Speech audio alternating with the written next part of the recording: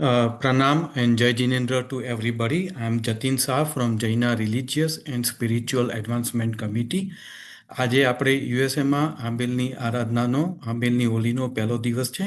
આપ બધાની આંબેલ તપની આરાધના સરસ રીતે થતી હશે અને બધા સુખ સાતામાં હશો.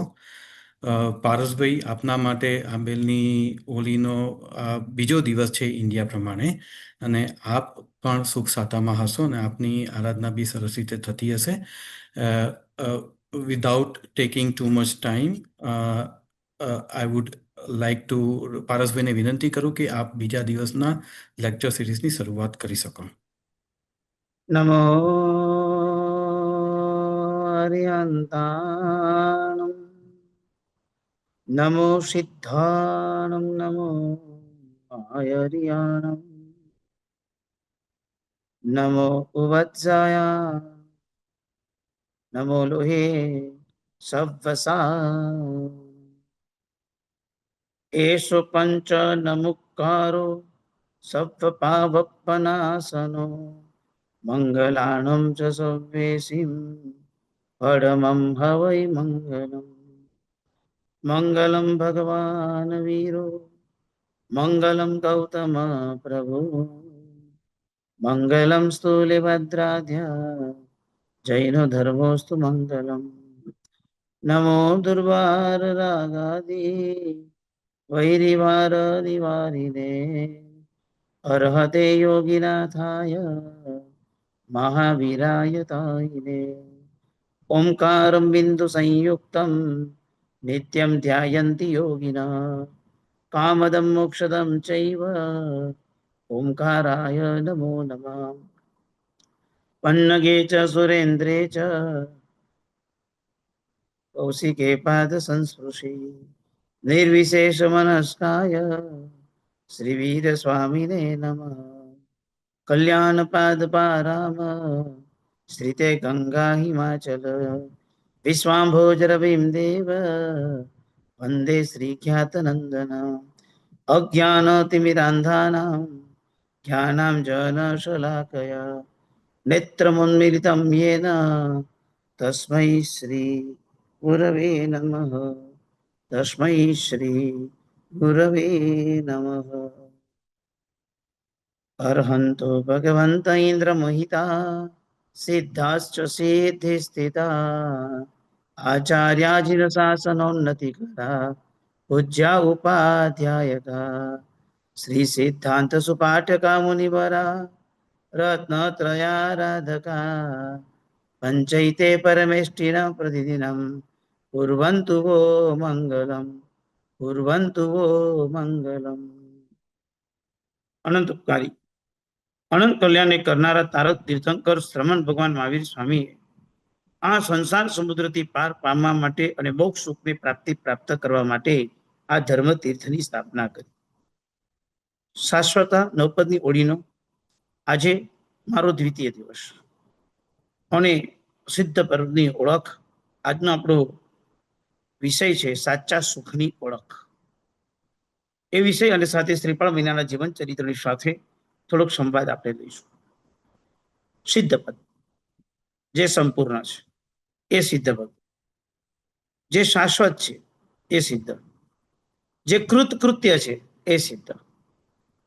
શાશ્વત સુખનું સરનામું એટલે સિદ્ધ ભગવાન. આ જગતમાં સૌથી શ્રેષ્ઠમાં શ્રેષ્ઠ સુખ જેમને કાયમ માટે વળગી ગયું છે એવી જો ઓળખ કોઈની પણ હોય તો આ સિદ્ધ છે. ચેતનાનો ચમત્કાર એટલે સિદ્ધ.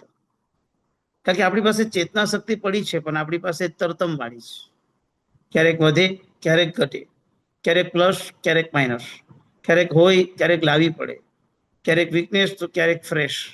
આપણું બધું વિચિત્ર છે. આની પરાકાષ્ઠાની જે ટોપ લેવલની ભૂમિકા જો કોઈની પણ હોય તે સિદ્ધ ભગવંતી છે. વિભાવોનો સંપૂર્ણ ખાલીપો એટલે સિદ્ધત્વ.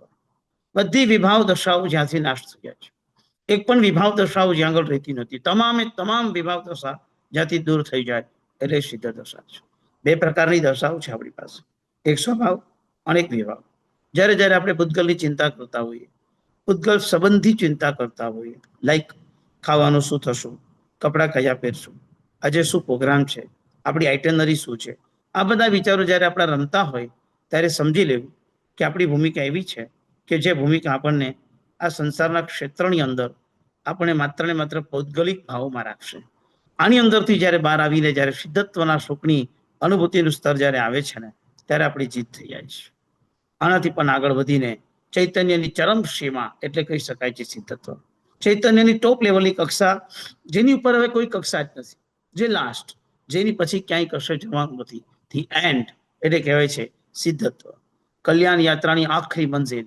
આત્મા કલ્યાણ યાત્રાએ નીકળ્યો હતો. આગળ વધતા વધતા વધતા વધતા વધતા એક એવી પરાકાષ્ઠા સુધી પહોંચી ગયો કે જ્યાં એને ટોપ પર પહોંચી જવાનું હતું. માઉન્ટ એવરેસ્ટ જેવા ડુંગરને ચડીને ઉપર એક ઝંડો ફરકાવી દેવાનો હતો અને જીવતા જીવતા પાછા આવવાનું હતું. આવું એક માત્ર વેન્ચર કોઈ પણ કરી શકે, આવો રેકોર્ડ જો કોઈ પણ કરી શકે, એને એમ ફીલ થાય કે મેં અચીવમેન્ટ કરી લીધું, પણ એ તો ઉતરી જાય પાછો, પછી કાયમ માટે ટકે નહીં.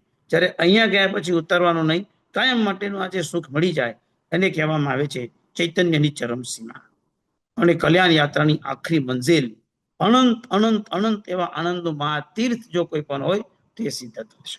અનંત આનંદનું બસ આત્મામાં જબરદસ્ત આનંદ પડેલો છે. આદિનાથ પરમાત્માનું સ્તવન છે, મોપાધ્યાયજી યશોજીજી મહારાજે લખેલું છે. જગ જીવન જગ બાલહો મરુ દેવાનું નંદ લાલ. અને એ સ્તવનની પંક્તિની અંદર એક પંક્તિ આવે છે, મુખ દીઠે સુખ ઉપજે દર્શન અતિ આનંદ લાલ. ભગવાન દેરાસરમાં આવ્યો, જેને મંદિરમાં આવ્યો, પ્રભુના દર્શન થયા, મારી આંખોની અંદર મેં પ્રભુને જોયા, મુખ દીઠે સુખ ઉપજે. મને મુખ દીઠ્યું અને મારા આંખમાં એટલે કે મારી ઇન્દ્રિયમાં સુખ ઉત્પન્ન થયું. કારણ કે ઇન્દ્રિયનો વિશેષ સુખ છે. સુખ બે પ્રકારનું છે, ઇન્દ્રિયનું પણ છે અને આત્માનું પણ છે. અત્યારે હું ઇન્દ્રિયના સુખની વાત કરું છું. મુખ દીઠે સુખ ઉપજે. મેં ભગવાન આપની મુખાકૃતિ જોઈ અને મારા ઇન્દ્રિયમાં, મારા ચક્ષુની અંદર સુખ ઉત્પન્ન થયું. પછી લખ્યું છે દર્શન અતિ આનંદલાલ. પછી આપણા દર્શનની અંદર એટલો બધો ખોવાઈ ગયો, ઇન્દ્રિયથી પર થઈ ગયો, આત્માના અનુભૂતિમાં જતો રહ્યો અને મને બસ એનો આનંદ રમવા લાગ્યો. કારણ કે આત્મામાં સૌથી શ્રેષ્ઠ એક આનંદ પડ્યો છે. અને આનંદની પરાકાષ્ઠા, એ આનંદનું માતીર જો કોઈની પણ પાસે હોય તો તે સિદ્ધ ભગવાન છે. એ સિદ્ધ ભગવાન પાસે બહુ અદ્ભુત, બહુ દ્રઢ, બહુ મજાનું સુખ છે.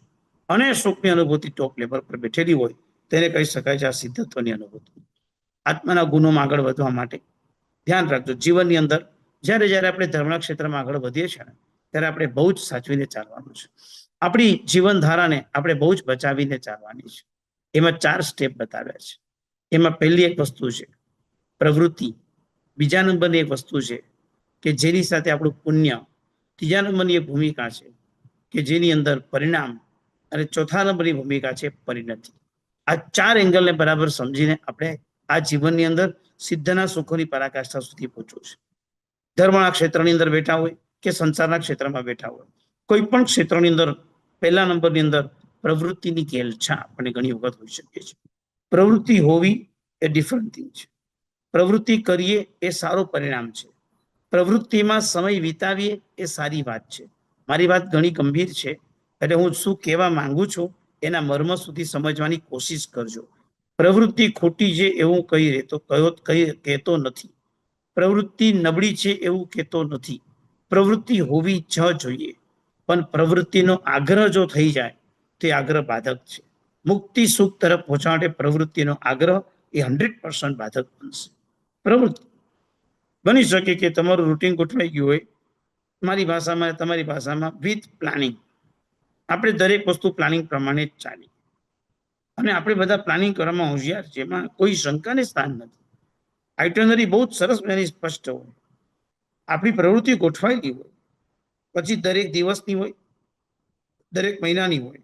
હું વર્ષો પહેલા જાપાન ગયો હતો. જાપાન કોબીની અંદર બહુ સંઘના ઉત્તમ શ્રાવક દિનેશભાઈના ઘરે ઉતરવાનું થયું હતું. એમના દીકરા મારી સામે હતા. પર્યુષણ ચાલતા હતા ઓગસ્ટ સપ્ટેમ્બર મહિનામાં, અને મેં કીધું કે એપ્રિલ મહિનાની તો તમે મુંબઈ આવો છો તો આપણે એ દિવસે મસ્ત મજાનો આ પ્રસંગ કરીએ. મને કે 1 મિનિટ, ખીચામાંથી વોલેટ કાઢ્યું, આટલી નાની કાપડી કાઢી. મને કે કઈ એપ્રિલ? મેં કીધું રવિવાર 23 એપ્રિલના આવે છે. મને કે 23 એપ્રિલે મારા દાંતની ડૉક્ટરની એપોઇન્ટમેન્ટ ફિક્સ છે, કેન્સર. મેં કીધું એ દિવસેની એપોઇન્ટમેન્ટ અત્યારથી કાગળ? મન કે મારો આખા વર્ષનું પ્લાનિંગ આમાં સેટ હોય, હું આમ જ રાખું છું. સારી વાત છે.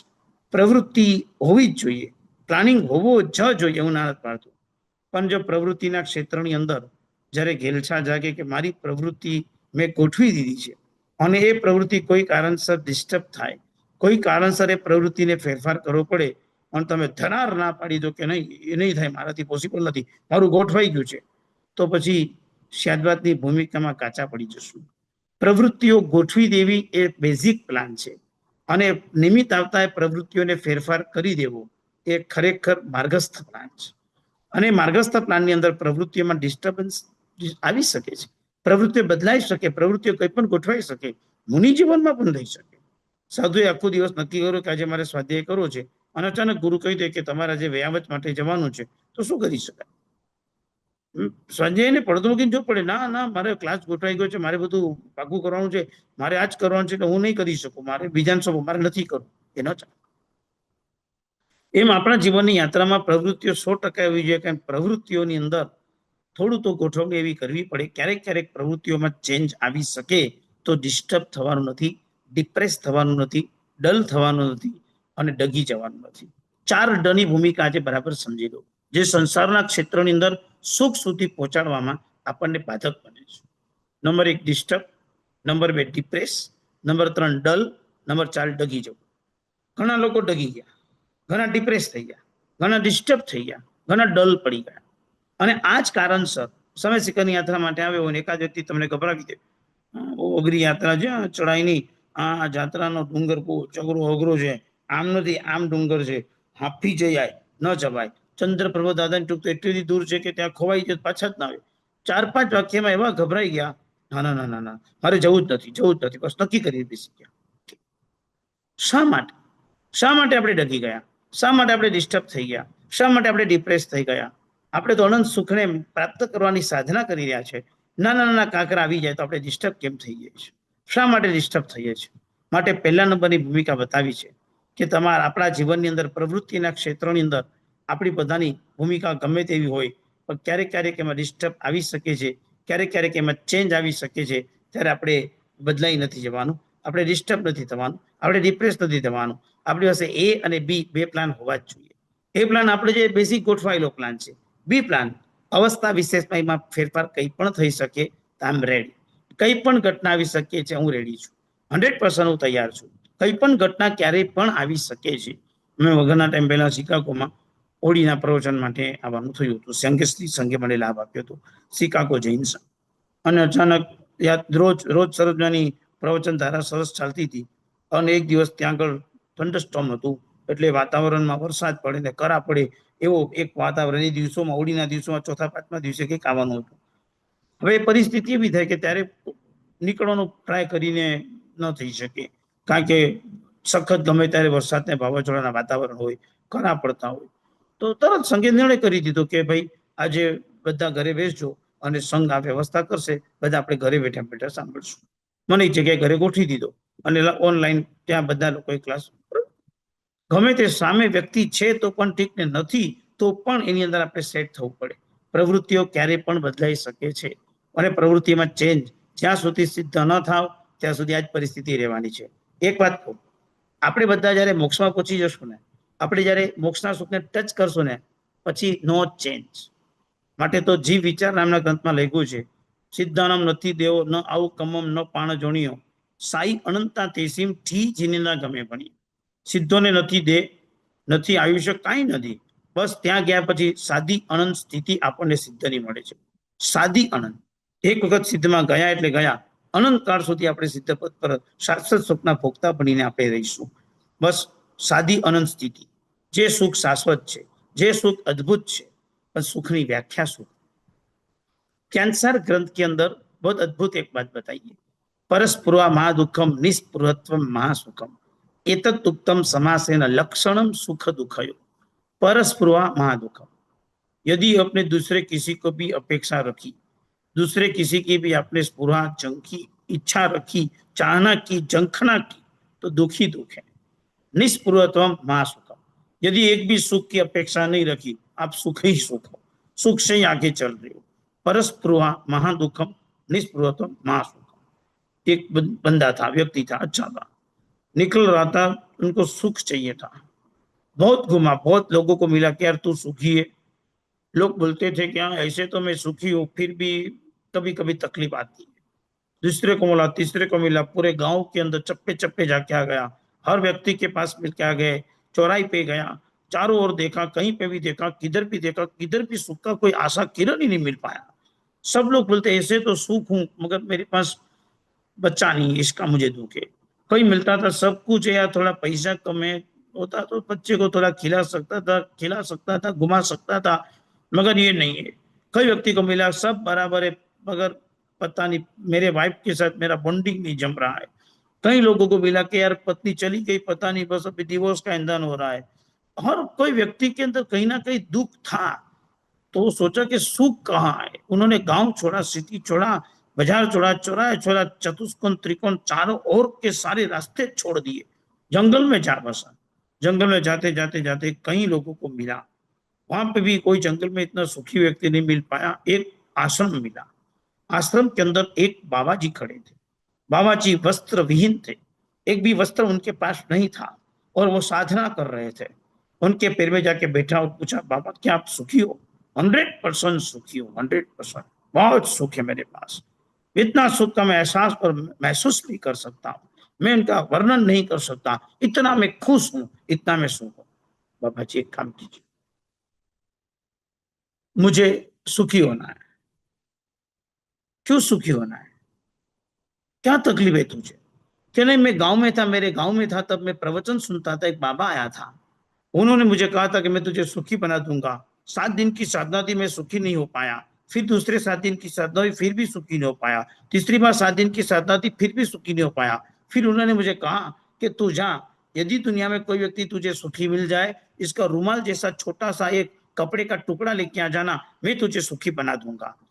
और इसके लिए मैं निकला हूं तलाश करने के लिए, यदि कोई सुखी आत्मा मिल जाए, उसका एक रुमाल का छोटा सा टुकड़ा मिल जाए, वो संत मुझे सुखी बना देगा। इसलिए मैं आपके पास पहुंचा, पूरा गांव छोड़ा, सिटी छोड़ा, चौराया छोड़ा, सब कुछ छोड़ने के बाद आपके पास मैं पहुंचा हूं।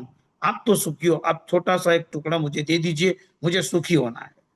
अरे पागल, देख मैं हालत तो देख, बिना वस्त्र खड़ा हूं। जब मैंने मेरे पास एक कमंडल भी रखा था, कमंडल એટલે પાણી રાખવાનું એક સાધન कमंडल કહેવાય, मैंने मेरे पास एक कमंडल रखा था। वो कमंडल रखने के बाद भी मैं जब साधना में बैठता था तो कमंडल की चिंता होती थी, उसको रखने का, संभालने का, संबोधने का, संभाल के रखने का, ये परिस्थिति चलती थी। एक दिन मैं ब्रिज के पर से जा रहा था, एक कुत्ते को देखा, कुत्ता बिन कमंडल पानी पी रहा था। तब मैंने सोचा कि यदि कुत्ता भी बिन कमंडल पानी पी सकता है, तो ये संत क्यों नहीं कर सकता। वही समय मेरे कमंडल छोड़ दिया, कुछ भी नहीं रखा मेरे पास, मैं सुखी बन गया। आपको यदि सुखी बनना है और आप मेरे पास रुमाल का टुकड़ा मांगने के लिए आए हो, सुखी नहीं बन पाओ। सब छोड़ दो, निस्पृहत्व महासुखम। કોઈ સ્પૃહા નથી, જીવન એવું બનાવો, સ્પૃહા નથી આપણી પાસે। સરળ જીવન બનાવો, સહજ જીવન બનાવો, સ્પૃહા વિનાનું જીવન બનાવો। બહુ સરસ લખ્યું છે જ્ઞાની ભગવંતોએ, આવા સાધુને અહીંયા જ મોક્ષ સુખ છે। આમ આવી પંક્તિ મેં વાંચી જ છે। એવા સાધુને અહીંયા જ સુખ છે, અહીંયા જ મુક્તિ સુખ એટલે મોક્ષના સુખનો અહેસાસ સાધુ આ ધરતી પર કરી શકે એવો અનુભવ બતાવ્યો। ક્યારે ક્યારે હોઈ શકે આ, ક્યારે પ્રાપ્ત કરી શકે? નિસ્પૃહ। કેવી નિસ્પૃહતા હોય, કેવી નિસ્પૃહતા હોય? કઈ સ્પૃહા? સ્પૃહાનો અર્થ છે ચાહના, ઝંખના, કંઈક ને કંઈક લેવું છે, કંઈક ને કંઈક મેળવવું છે, કંઈક ને કંઈક બસ લીધે જ રાખવું છે। તો સુખી કેવી રીતે થઈ શકાશે? છોડી દેવામાં સુખ છે। તમે જોજો, કોઈ પણ પ્રોજેક્ટ તમે હાથમાં લેશો ને તો તમને દુઃખ આવશે। પ્રોજેક્ટ બરાબર થાય તો સારું, પ્રોજેક્ટ સરસ થાય તો સારું, પ્રોજેક્ટ વધારે સરસ કરી શકું, એનો પ્લાન બનાવું, એમાં આને મળવું, આ કરું, ગુડ, તમે પ્રવૃત્તિ તરીકે ખોટું નથી, પણ એ દુઃખ સાથે હંમેશા જોડાયેલી છે। અને જ્યારે જે પ્રોજેક્ટ પૂરો થઈ જાય, જે દિવસે તમે એમાં સક્સેસ થઈ જાઓ, હસ, બહુ સરસ મજાનું થઈ ગયું। પૂછો આપણા જતીનભાઈને, પૂછો કલ્પનાબેનને, પૂછો આ જૈન સંસ્થામાં પ્રેસિડેન્ટ સાહેબ અતુલભાઈને પૂછો, ત્યાં ઓડીના પ્રવચન કરવા છે, કેટલી એ લોકો ચિંતન મનન કરતા હતા। આમ કરશું, ટોપિક કયા લેશું, કઈ રીતે કરશું, કેવી રીતે પ્લાનિંગ કરશું, કયો ટાઈમ રાખશું, કેવી રીતે કરશું, અને બધી કન્ડિશન હોય, એ લોકોને રૂલ્સ રેગ્યુલેશન પ્રમાણે બધાને જોડવા છે। બહુ શુભ ભાવના છે, અને એના કારણે આખા અમેરિકાની અંદર વર્લ્ડમાં બધા લોકો દોડી શકે, જોઈ શકે એવો મસ્ત પ્રયત્ન કર્યો છે। આ બધી જવાબદારીઓ, આ બધી જ વસ્તુને નિભાવવાનું કાર્ય સૂક્ષ્મ અને બળ રૂપે કરી રહ્યા છે। ખરેખર શ્રી સંઘની સેવા કરવાનું બહુ સૌભાગ્ય છે। ખરેખર તમારા પોતાના અંદરના જે ભાવ છે કે આપણા થકી શ્રી સંઘ આગળ આવે, બધા લોકો આરાધનામાં આગળ આવે, બધા લોકો ધર્મના ક્ષેત્રમાં સુંદર પ્રવેશ કરે અને ખૂબ એ લોકો ધર્મમાં આગળ વધે. આ બધી સુંદર ભાવનાઓથી આ પ્રવૃત્તિ સરસ થઈ અને દેવગુરુની અસીમ કૃપાથી આ સંપૂર્ણ પ્રવચનો આપણા સુંદર રીતે પસાર થઈ જાય અને છેલ્લું પ્રવચનની પૂર્ણાવતિ થશે. આખો પ્રોજેક્ટ સક્સેસફુલી જ્યારે પ્રભુની અનંત કૃપાથી આપણે પૂરો થાય ત્યારે આપણે કેટલો આનંદ આવે. સાચું કહ્યું, લીધું તું અને મુક્ત થયા, લીધું તું અને છોડી દીધું, લીધું અને આપણે એમાંથી છૂટા થયા, મેળવ્યું અને આપણે એમાં સક્સેસફુલી પાસ થયા, તો આપણે સુખ શેમાં? બસ એ જ રીતે મુક્તિમાં સુખ છે, સંપૂર્ણતાનું સુખ છે. જે હતું આળ પંપાળ પડોજન બધું છૂટી ગયું, એનું સાચું સુખ એમની પાસે છે. એટલા માટે લખ્યું છે નિષ્પૃહત્વમ મહાસુખમ. નિષ્પૃહ બનવું એ ખરેખર સાચું સુખ છે. અને એમાં વળી તર્ક શંકર કરીને ગ્રંથ છે, બનારસથી બહાર પડેલો છે. જેમ આપણે જૈનિઝમ છે એમ ત્યાં આગળ નૈયાયિક અને વૈશેષિક દર્શનો બેઠેલા છે. જે લોકોના દર્શનની અંદર તર્ક શંકર નામનો ગ્રંથ અન્નમ ભટ્ટાચાર્ય બનાવેલો છે, એમાં સુખની વ્યાખ્યા લખી છે. સર્વેશામ અનુકૂલ વેદનીયમ સુખમ. બધા જ જીવોને જે અનુકૂળ કહી શકાય એ સુખ છે. તમામે તમામ જીવોને એમ લાગે કે અનુકૂળ હતું એ સુખ, અનુકૂળતા એ સુખ, એવી એમને ત્યાં વ્યાખ્યા કરી છે. બેઝિકલી વાત એ છે, મને સુખ લાગતું હોય પણ બીજાને સુખ ન લાગતું હોય તો સુખ નથી. બધાને માટે જે સુખ છે એ જ સુખ છે. અને એનાથી પણ આગળ એક વાત એમની ટીકાકારે ન્યાયબોધિની કાર્યને પદકૃત્યકારી ટીકામાં લખ્યું છે, જે સુખ મળ્યા પછી તમને એના પછી બીજા સુખની અપેક્ષા જ ન રહે એ સાચું સુખ. જે સુખ મળ્યા પછી તમને મને કડકડતી ભૂખ લાગે અને આપણે એમ થાય કે ભાવતું ભોજન જો સામે મળી જાય તો સારું પડે, અને કુદરતી શ્રીખંડ પુરીનું ભોજન આપણને સામે મળ્યું અને શ્રીખંડ પુરીના ભોજન આપણે મજાથી જમતા જમતા ઓળકાર આવે એટલું મજાથી ખાઈ લીધું. બોલો કે હજુ એક વાડકી શ્રીખંડ, અરે ભાઈ હવે જગ્યા જ નથી મારા પેટમાં, પ્લીઝ હવે રહેવા દે, કાંઈ નથી. અને આટલા સુધી થઈ ગયા પછી આટલી સૂક્ષ્મ પહોંચી ગયા પછી આપણે પાછું આવતીકાલે ભૂખ લાગે છે, પાછું આપણને પોતાને નવી ભૂખ લાગે છે. ગઈકાલે ખાધાથી તૃપ્ત થઈ ગયા છે, તૃપ્તિમાંથી અતૃપ્તિમાં જતા રહીએ છીએ. આ તો ભૂમિકા છે. અને એના મતલબ એમ થયું કે આ જગતમાં આપણી પાસે સુખ જ નથી, આપણી પાસે સુખાભાસ છે. આ સંસારના તમામે તમામ જીવો પ્રત્યે હું પણ આવી ગયો, આપણા બધાની પાસે સુખાભાસ છે, સુખ નથી. યાચોલી કહેવત, કોનીએ ગોળ ચોટાડ્યો એટલે તમે આમથી ન ખાઈ શકો અને આમથી ન ખાઈ શકો. અહીંયા ગોળ ચોટાડ્યો હોય, ક્યાંથી ખવાય? આ કોનીએ ગોળ ચોટાડ્યો, ક્યાંથી ખાઈ શકાય?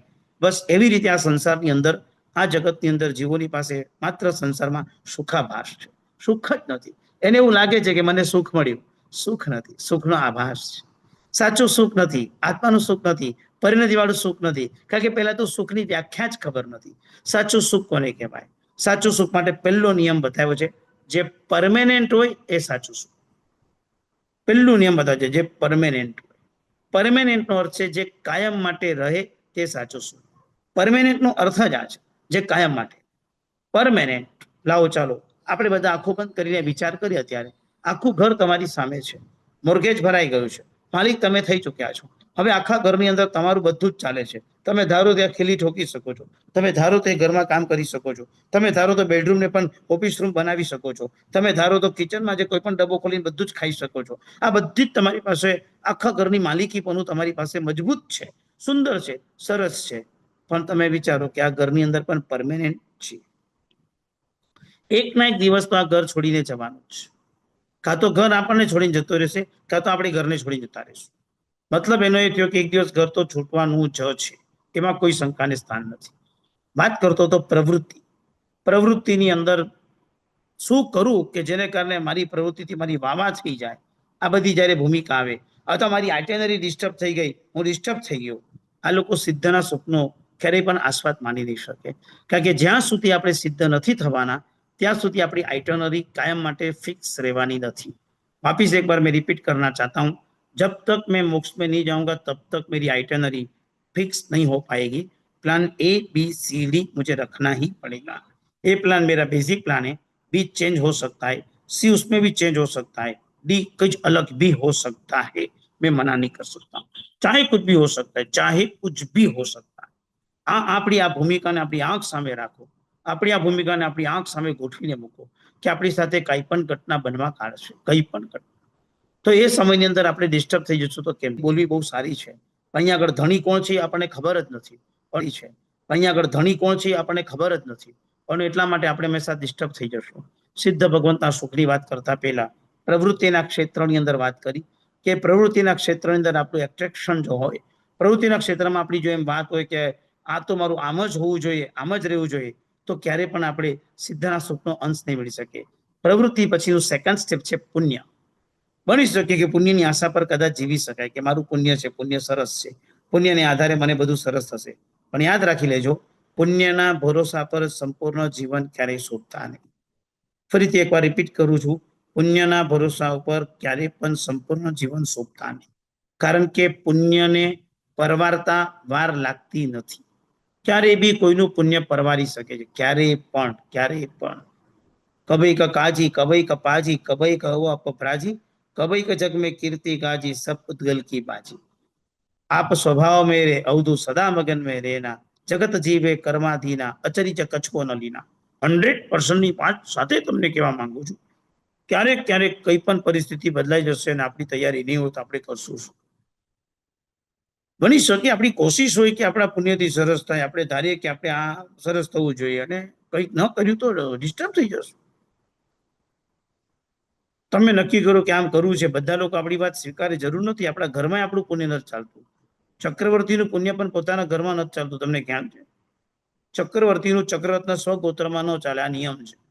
એનો મતલબ શું થયો કે ચક્રવર્તી 6 કરોડનો અધિપતિ બની શકે, 96,000 ગામનો માલિક, 96 કરોડ, 96 કરોડ, 96 ગામ કોડી સામી, 96 કરોડ ગામનો માલિક બની શકે, હજારો લાખો ઘોડાઓ હાથીનો માલિક બની શકે, 1,92,000 પત્નીની પાસે હોઈ શકે, 32,000 મુકટબદ્ધ રાજા જેના ચરણમાં રહી શકે, એવા ચક્રવર્તીનું ચક્રરત્ન પણ પોતાના ગોત્ર પર ચાલી ન શકે. આનો મતલબ શું થયો? આપણી પુણ્યની બી ક્યાંક લિમિટ તો છે, આપણી પુણ્યની પણ ક્યાંક એક મર્યાદા છે. અને આપણે પછી જો મર્યાદાને સમજ્યા વિના જ આપણે જવા દઈએ તો પછી આપણે સુખી નથી બની શકવાના.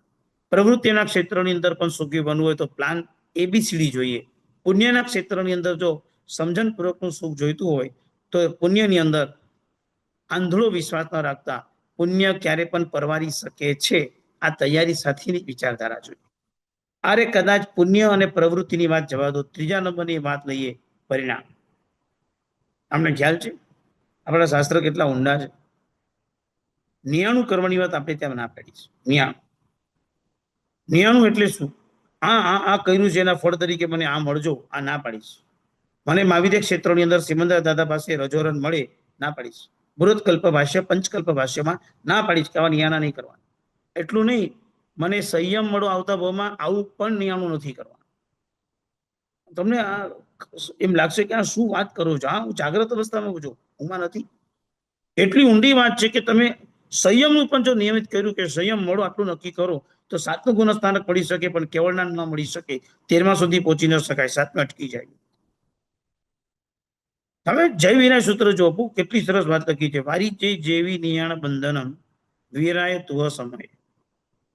ભગવાન વારી જય જેવી નિયાણ બંધન, આપના શાસનની અંદર નિયાણું કરવાનું, નિયાણ બંધનમ વારી જય, ના પાડી છે કે પણ નિયાણું કરવાનું નહીં.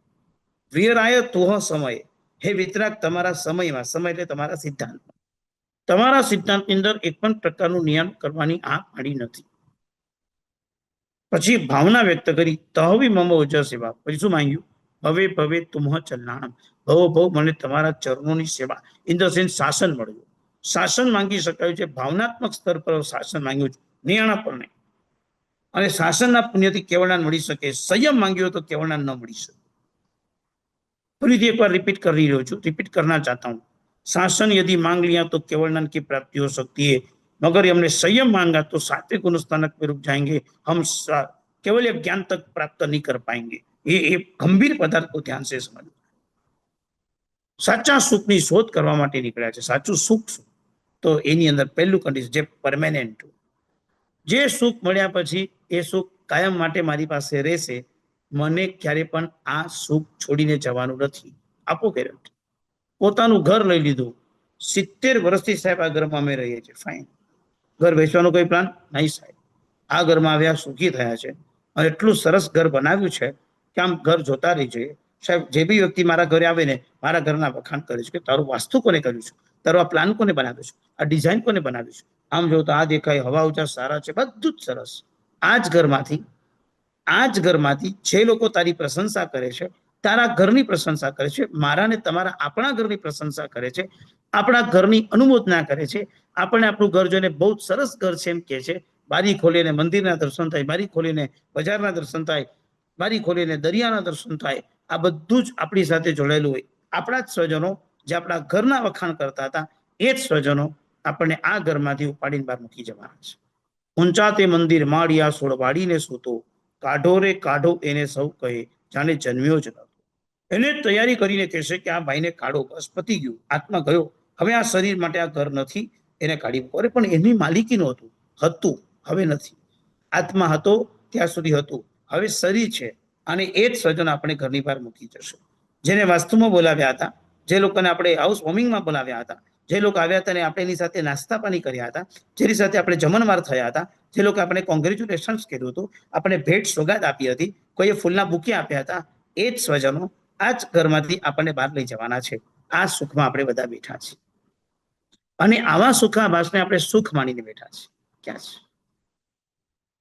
વ્યક્તિને એ સુખ નથી, વિચારના એ સુખ નથી, અને કોઈ વસ્તુનું પણ સુખ નથી. કઈ વસ્તુનું સુખ છે? કઈ વસ્તુનું સુખ છે? ઘણા ટાઈમ પહેલા જાપાનની અંદર એક ભાઈના ઘરે ગયો હતો. મન કે સાહેબ અમારી ટ્યુબલાઇટ ચાલે છે, કેટલા વર્ષથી ચાલતી હશે? જાપાન હોય એટલે ઇલેક્ટ્રિકમાં બધું સારું, એટલે ટ્યુબલાઇટ ઘરમાં ઓલી ટ્યુબલાઇટ જેવી ટ્યુબલાઇટ. અને મને ક્યાં સાહેબ બોલા ટ્યુબલાઇટ કેટલા વર્ષથી ચાલતી હશે? ઘરે જમવાનો પ્રસંગ હતો, પુરુષોની આરાધના માટે ગયા હતા, એમના ઘરે ભોજન માટે જવાનું હતું, અને ઉપર એમને મને ટ્યુબલાઇટ બતાવી. ટ્યુબલાઇટ જોઈને આપણે તો મુંબઈમાં 400 મહિનામાં બગડી જાય, એટલે મેં તો ત્યાં કીધું 2 વર્ષ થયા હશે. મને કે 37 યર્સ હું આવ્યો આ ઘરમાંથી, એ દિવસથી આ ટ્યુબલાઇટ ચાલે છે. 37 વર્ષથી આ ટ્યુબલાઇટ બગડી નથી. મારે બદલવી છે પણ બગડતી નથી, એટલે હું દુઃખી છું. વિચાર કરો કે સુખ પણ હવે ગમતું નથી, કારણ કે ચેન્જ કરવું છે. જ્યાં ચેન્જ હોય ત્યાં સુખ નથી, સુખ છે ત્યાં ચેન્જ નથી. જ્યાં ચેન્જ જોઈએ, જ્યાં ચેન્જ ત્યાં સુખ નથી, એટલે તો ચેન્જ જોઈએ છે. સોમથી શુક્ર કામ કરીને લોંગ જ્યારે વીકેન્ડ આવે, ગુરુ શુક્ર શનિ રવિની રજા આવી જાય, ત્યાં શનિ રવિ સોમવારની 3 દિવસની રજા આવી જાય, અને આપણે કંઈક ને કંઈક દૂર ક્ષેત્રની અંદર પરિવાર સાથે સંસારના વ્યવહારથી આપણે જતા હોઈએ છીએ.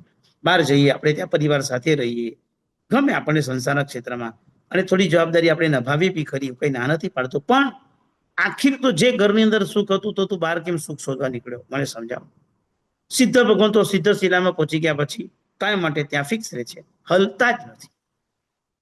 સિદ્ધ ભગવાન તો એક વખત જે સમયે જે ક્ષેત્રમાંથી અહીંથી કર્મ કપાવી મોક્ષમાં જાય, સિદ્ધ શિલામાં એ સ્થાન પર ફિક્સ. પછી થોડું પણ આમ તસું માત્ર એક દોરો માત્ર પણ હલન ચલન ન કરે, ત્યાં ભૂકંપ પણ નથી આવતા, કશું જ ફેરફાર ન થાય, અનંત કાળ સુધી એકને એક પોઝિશનમાં તે લોકો રહેવાના. એનો મતલબ એમ થયો કે આપણી પાસે સુખ છે પણ પરમેનન્ટ નથી, જ્યારે સિદ્ધનું સુખ પરમેનન્ટ છે. ચલો પરમેનન્ટની વાત જવા દઈએ, આપણે બીજી વાત કરીએ. સુખની વ્યાખ્યા શું? જે સ્વાધીન હોય તે સુખ, જે સ્વાધીન હોય. સ્વાધીન અર્થ શું? કે જે પર્સનલ, આપણે ઇંગ્લિશમાં જેને કે પર્સનલ, તમારું પોતાનું સુખ છે. વિચારો, આંખો બંધ કરો, તમારી સામે તમારું ઘર છે, તમે સુખી છો? યસ, અમે સુખી છીએ. હવે પર્સનલ સુખ છે કે પૌદ્ગલિક સુખ છે? વિચાર. માનો કે તમે કહો મારી પાસે ધારે એટલા રૂપિયા છે, ધારી એટલા ડોલર છે, ધારી એટલા મારી પાસે સોનું છે, મારી પાસે જગ્યા ઘણી બધી છે, મારી પાસે મેડિક્લેમ પણ સારો છે, મારી પાસે વીમો સારો છે, હું જો જીવું તો મને આટલા રૂપિયા આવે છે, અને મૃત્યુ પામું તો પરિવારને આટલા રૂપિયા મળી જશે, બધું વેલ સેટ છે, મેં આટલું બધું બોન્ડ લઈને મૂકેલા છે, મેં આટલું ચાંદી ખરીદીને રાખેલું છે. આને સુખ માનશે? આને સુખની વ્યાખ્યા કરી શકાશે? પણ પર્સનલ શું હતું? જોડાયેલું હતું, ગોઠવાયેલું હતું, મુકાયેલું હતું. 100 વર્ષ 100% કંપનીમાં માલિક બનેલો શેઠની સેવા કરનાર એક નોકર હતો. નોકરે એવી શેઠની સેવા કરી, એવી શેઠની સેવા કરી, બેગ ઉપાડે, સમયસર ભોજન કરાવે, પાણી પીવડાવે, શેઠની સાથે ને સાથે રહે, સવારે વહેલો ઉઠીને તૈયાર થઈ જાય, રાત્રે શેઠને ઘરે મૂકવા સુધી સેવા કરે. અને એક દિવસ શેઠ જ્યારે અંતિમ સમયમાં, પરિવાર તો કોઈ હતા નહીં, શેઠે બધી સંપત્તિ નોકરના નામ પર કરીને જગતથી વિદાય લીધી. બોલો, શેઠ માલિક હતો, કમાયો કોના માટે? નોકર નોકર હતો, મહેનત કેટલી કરીને કેટલું મળી ગયું? આવું જ છે. જેટલું સુખ ભેગું કરીએ છીએ એટલું ભોગવી શકતા નથી. વિચારો આંખો બંધ કરીને, મળવાનું પુણ્ય કેટલું અને ભોગવવાનું પુણ્ય કેટલું. આંખો બંધ કરીને વિચાર કરી લો, कितना मिला है आपके पास, तो आप कितना भुगत रहे हो.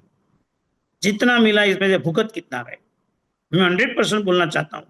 100% यदि 100 रुपया आपको मिला है, $100 मिला है, 20% से 30% आप भुगत सकते हो. 70% ऐसे ही जाने वाला है, नहीं भुगत सकते आप. कोई व्यक्ति नहीं भुगत सकता है. सब रखता है, बचता है, रख के जाता है, फिर दुनिया से वही खुद चला जाता है, नहीं बच पाते. જ્યારે સિદ્ધનું સુખ પર્સનલ છે. આ જગતમાં વ્યક્તિગત કોઈ પાસે પર્સનલ સુખ છે જ નહીં. બોલો ને, સુખ શેમાંથી મળે છે? કેરીની સિઝન ચાલતી હોય તો કેરીનો રસ ખાવાથી સુખ મળે, જેમ માનો છો? રસથી સુખ છે. જીભને સંતોષ મળી જાય છે, માની લીધું કે સુખ મળી ગયું, તો જે સુખ પછી બીજી ઈચ્છા જ ન થવી, જે સુખ કહેવાય એવું ક્યાં છે? આજે ખાધા પછી કાલે ભૂખ્યા છીએ આપણે, તો એ સાચું સુખ નથી. આપણે સુખ માની બેઠા છીએ એ આપણી અજ્ઞાન દશા છે, બાકી સુખ નથી. જે સુખ ખાધા પછી આપણે બધું મળ તરીકે બહાર નીકળે છે, વિષ્ઠા તરીકે બહાર નીકળે છે અને એની અંદર વાસ મારે છે, તેનો મતલબ એ થયો કે સુખ હોત તો એનું પાછું આવું નિમિત્ત ન બનવું જોઈએ. આવું તો છે. માટે પહેલી ભૂમિકા બતાવી કે સુખ કેવું હોવું જોઈએ, તો કે પર્સનલ, પરમેનન્ટ. એ સુખ કેવું હોવું જોઈએ, તો કે પરફેક્ટ. સુખ પણ પરફેક્ટ હોવું જોઈએ. સુખ ક્યાં પરફેક્ટ છે? એક સુખ આવે એટલે કેટલા સુખ આવી. લગ્નની સિઝન ચાલતી હોય, એક જ દિવસે 3 લગ્નમાં જવાનું આવી જાય, એક સાથે 3 લગ્ન. કેટલું સરસ વખાણ કહેવાય. એક સાથે 3 જણના આમંત્રણ આવ્યા છે. આમંત્રણ બી બહુ ઓછા લોકોને આવે છે અત્યારે તો. 3 આમંત્રણ આવી ગયા, 3 એક જ ટાઈમને લગ્ન છે. શું કરશો? જો ચાંદલો આપી દેવો કે અત્યારે ચાંદલો ના આપે એનો વ્યવહાર નથી કરતા. 3 જગ્યાના સુખ માટે આપણે કેટલી તૈયારી, પ્રિપેરેશન કેટલું. વ્યવહારે 3 જગ્યાએ જઈએ, ખાઈએ શું, પીએ શું કરીએ? કારણ કે આ સુખની અંદર આપણી પાસે ક્લેરિટી જ નથી. જે સુખ પ્યોર હોય, જે સુખ પરમેનન્ટ હોય, જે સુખ પરફેક્ટ હોય, જે સુખ પર્સનલ હોય અને જે સુખ પેરામાઉન્ટ હોય, એ સુખ સાચું સુખ કહેવાય છે. ફરીથી રિપીટ કરું, જો સુખ प्योर होता है, जो सुख परमानेंट होता है, जो सुख परफेक्ट होता है, जो सुख पर्सनल होता है और जो सुख पैरामाउंट होता है, वो सुख નથી. આ સંસારમાં એક પણ સુખ પ્યોર નથી, પરમેનન્ટ નથી, પરફેક્ટ નથી, પર્સનલ નથી અને પેરામાઉન્ટ નથી.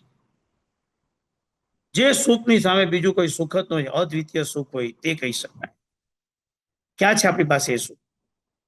બેંકની અંદર બેંકર બેઠો હતો, પૈસા નોટો ગણવાની એની કળા જબરદસ્ત, બંડલોના બંડલો ગણ્યા કરે, બહુ મજાથી ગણતો હતો, બહુ સરસ હતો. એને બીજા કેટલા નસીબ વાળો છે યાર, કેટલા રૂપિયા તો ગણી ગયો છે. કે મારા નથી, બેંકના છે. સ્વાધીન સુખ નથી. ઘણું છું એટલે આમ ઢગલો જોઈને આનંદ આવે કે હા, આટલા બધા રૂપિયા ડોલર પડ્યા છે, આટલા રૂપિયાઓ પડ્યા છે, પણ મારા નથી એ સમજણ છે એટલે સુખમાં કઈ એમનું સુખ મળતું નથી, કારણ કે સ્વાધીન નથી, પરાધીન છે. બીજાના સુખે સુખી છે, પોતાના સુખે સુખી નથી. જ્યારે સિદ્ધનું સુખ, અનંત સુખ, એકવાર મળ્યા પછી આગળ જ વધતો જાય. વિનય વિજયજી મહારાજ લોક પ્રકાશ નામના ગ્રંથમાં લખે છે કે સિદ્ધનું સુખ શું હોઈ શકે? તો કે અહીંયા બી કોઈ ઉપમા જ નથી કે ઉપમા આપી શકું કે આ સિદ્ધનું સુખ હોઈ શકે. તેને ઉપમા આપી છે કે દેવલોકના જેટલા બી સુખ છે, બધા સુખોને તમે ભેગા કરો. તો દેવલોકના સુખના વર્ણન પૂછ્યું કે વર્ણન તો કરો, કેવું સુખ હોય?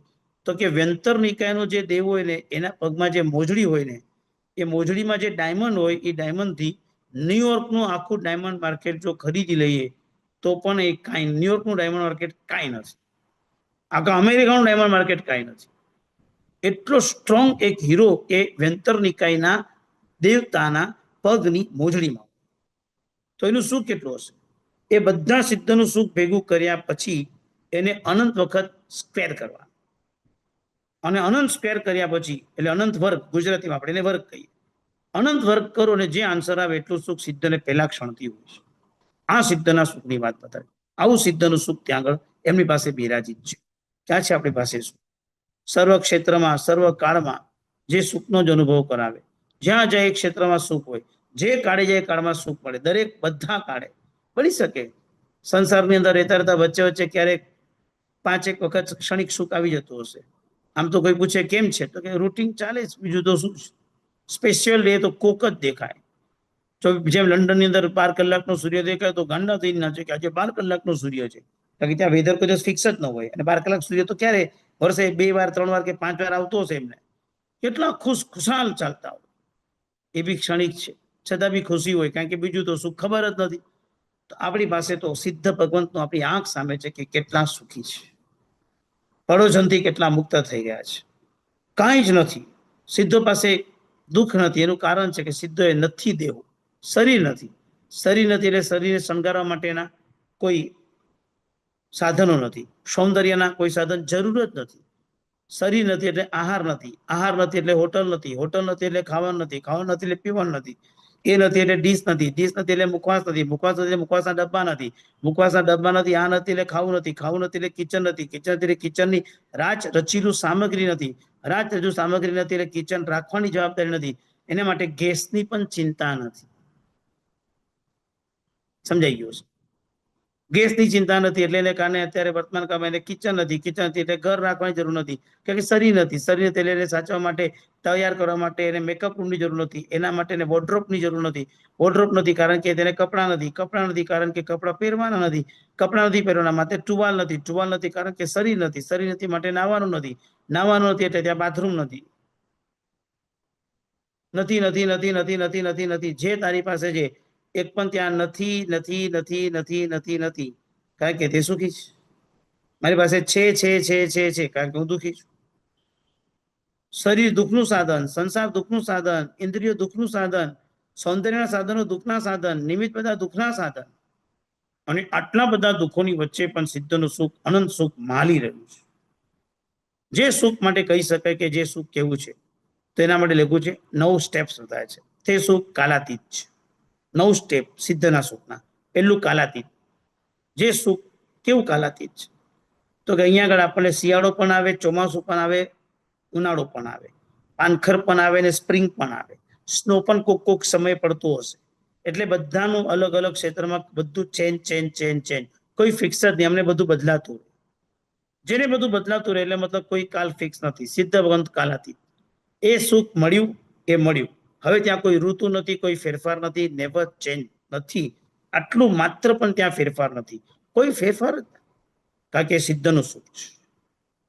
વાત કરી મેં તમને સ્ટાર્ટિંગમાં પ્રવૃત્તિના ક્ષેત્રની અંદર ABCD પ્લાન રાખજો, જેને કારણે પ્રવૃત્તિ આપણે ડિસ્ટર્બ ન કરે. બીજા નંબરની અંદર આપણે આગળ વધવું હોય તો પુણ્યના ભરોસા પર 100% આગળ નહીં ચાલવાનું. પુણ્ય જરૂર છે, હું ના નથી પાડતો, પુણ્ય જોઈએ, હું ના નથી પાડતો, પણ પુણ્ય જ છે મારી આવી કલ્પનામાં ક્યારે પણ સરી ના પડતા.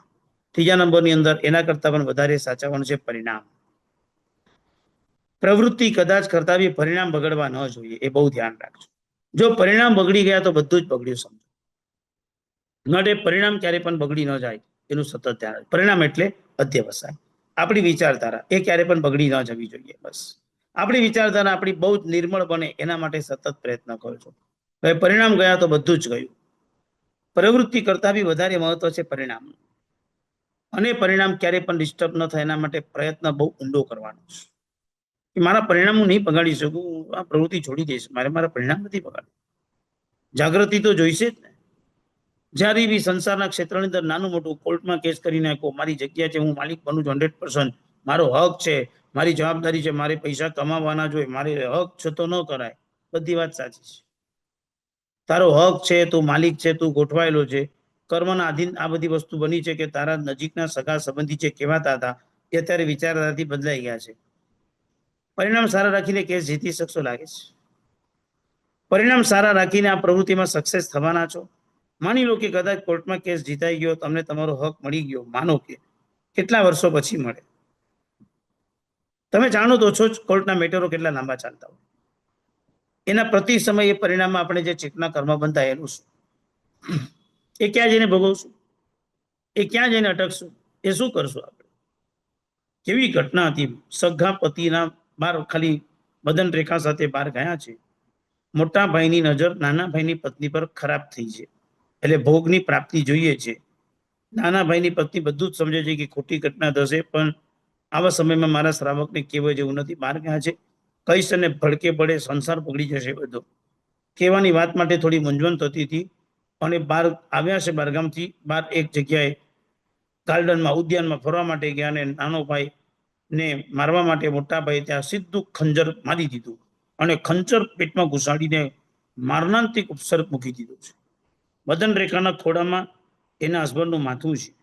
મદન રેખા જાણે છે કે આ ઘટના થઈ, મારા જેઠે આ ઘટના કરી, શા માટે કરી, બહુ ચિત્ર ક્લિયર છે કે એની નજર મારા પર બગડી છે અને આ નજર બગડ્યાને કારણે આ કાલે કંઈ પણ ખોટું પગલું ભરી લેશે. રાજાની આંખમાં આંસુ આવી રહ્યા છે. શું થશે તારું, આ ચિંતા થઈ રહી છે અને આવું મર્ડર કર્યું છે એટલે કોઈ સીધું તો છે જ નહીં, કંઈક તો દાળ કાળી જ રંધાયેલી છે. આ બધું જ સમજાય છે. આવા સમયમાં મદન રેખા એમને કહે છે, તમે તમારા આત્માનું અત્યારે કલ્યાણ કરો, અત્યારે મારી ચિંતા ના કરશો. હું પ્રોમિસ આપું છું કે તમે જીવો છો ત્યાં સુધી તમને સમાધિ આપીશ અને પછી હું સીધી દીક્ષા લઈ લઈશ, મારા આત્મકલ્યાણ હું સાધી દઈશ, પણ તમે અત્યારે તમારી સમાધિ ન બગાડશો. શું હિંમત આપી છે, કલ્પના નહીં કરો. આ હિંમત આપ્યા પછી એ જ જગ્યાએ ઉદ્યાનમાં 5, 10, 15, 20 મિનિટમાં એના પ્રાણ પંખીઓ રમી ગયા. અંતિમ કાર્ય થાય. નજર તો બગડેલી હતી જેઠની, અને પોતે તે વખતના સમયમાં કોઈક દૂરના ક્ષેત્રમાં નીકળે છે અને ગુરુદેવના પ્રવચનમાં બેસે છે. જે મૃત્યુ પામેલો વ્યક્તિ એ મરીને દેવલોકમાં દેવ થયો છે અને ત્યાં આગળ નીચે બેસીને ગુરુની વાણી સાંભળતી વખતે દેવલોકમાંથી દેવ નીચે આવે છે. આપ નહીં માનો, પહેલી મદન રેખાને પ્રદક્ષિણા કરે છે અને પછી કેવળનાની ભગવંતને પ્રદક્ષિણા કરે છે. ત્યારે પૂછે છે કે આ કેમ? કેવળનાની ભગવાન, આ બેટાઓને, આ એક શ્રાવિકાને, આ એક કોઈ ખૂણામાં બેઠેલી બેન છે, કોઈ પરિચિત નથી, એને પ્રદક્ષિણા કરી વંદન કેમ કરે છે? ત્યારે કેવળનાની ભગવાન કહે છે, સાચું કરે છે. એના જીવનનો કલ્યાણ મિત્ર જો કોઈ પણ હોય તો એ આત્માથી માટે પહેલા વંદન કર્યા છે. સિદ્ધ ભગવાન કરતા પહેલા અર્યંતને નમસ્કાર એટલા માટે એ કલ્યાણ મિત્ર બન્યા. સિદ્ધ એટલા માટે જે પૂર્ણતાના શિખરની પરાકાષ્ઠાએ પહોંચી ગયા. આવી પૂર્ણતાની તાકાત. પહેલા નંબરમાં કાલાતીત, નંબર 2 કાયાતીત. કાય અતીત, શરીર જ નથી. 5 પ્રકારના શરીર છે: ઔદારિક, વૈક્રિય, આહારક, તૈયસ અને કાર્બન. 5માંથી એક પણ શરીર સિદ્ધ ભગવાન પાસે નથી. એક પણ શરીર નથી. નથી ઔદારિક શરીર, નથી વૈક્રિય, નથી આહારક, શરીર જ નથી. શરીર દુઃખનું કારણ છે, માટે શરીર જ ત્યાં નથી. એક પણ શરીર નહીં. શરીર છે તો એને પંપાડવું પડે, માંદવું પડે તો સાજું કરવું પડે. શરીર છે તો એને ખવડાવવું પડે, એને જિમ્નેશિયમ કરાવવું પડે, એને ઘણા લોકો સ્વિમિંગ પણ કરાવે, બોડીને મસાજ પણ કરાવે, બોડીને સરસ રાખે, બોડી માટે સૌંદર્યના સાધનો પણ વસાવે, બોડીને બહુ સરસ ટકાવી રાખવા માટે ઘણા તો ડ્રગ્સ સુધી પણ પહોંચી જાય. શરીરને સાચવવા માટેના પ્રયત્ન સખત થાય, છતાં બી શરીર એક દિવસ પોતાનો સમય થતાની સાથે આત્માને વિખૂટ પાડીને આ જગતમાં જતું રહે. એટલો મતલબ એમ થયો કે કાયાતીત. સિદ્ધ પાસે આ સૌથી મોટું સુખ છે કે કાયા જ નથી. કાયા નથી એટલે કાયાનું કોઈ દુઃખ જ નથી. થોડીક એક ગંભીર વાત કરવા માંગુ છું. વાત થોડીક ગંભીર છે, અઘરી નહીં પડે, થોડુંક તત્વ છે, થોડીક સમજવાની કોશિશ કરજો તો મજા આવશે. નંબર 1, સિદ્ધ પાસેની ચતુર્ભંગી લઈએ. નંબર 1, ભેદભાવનો ભેદ.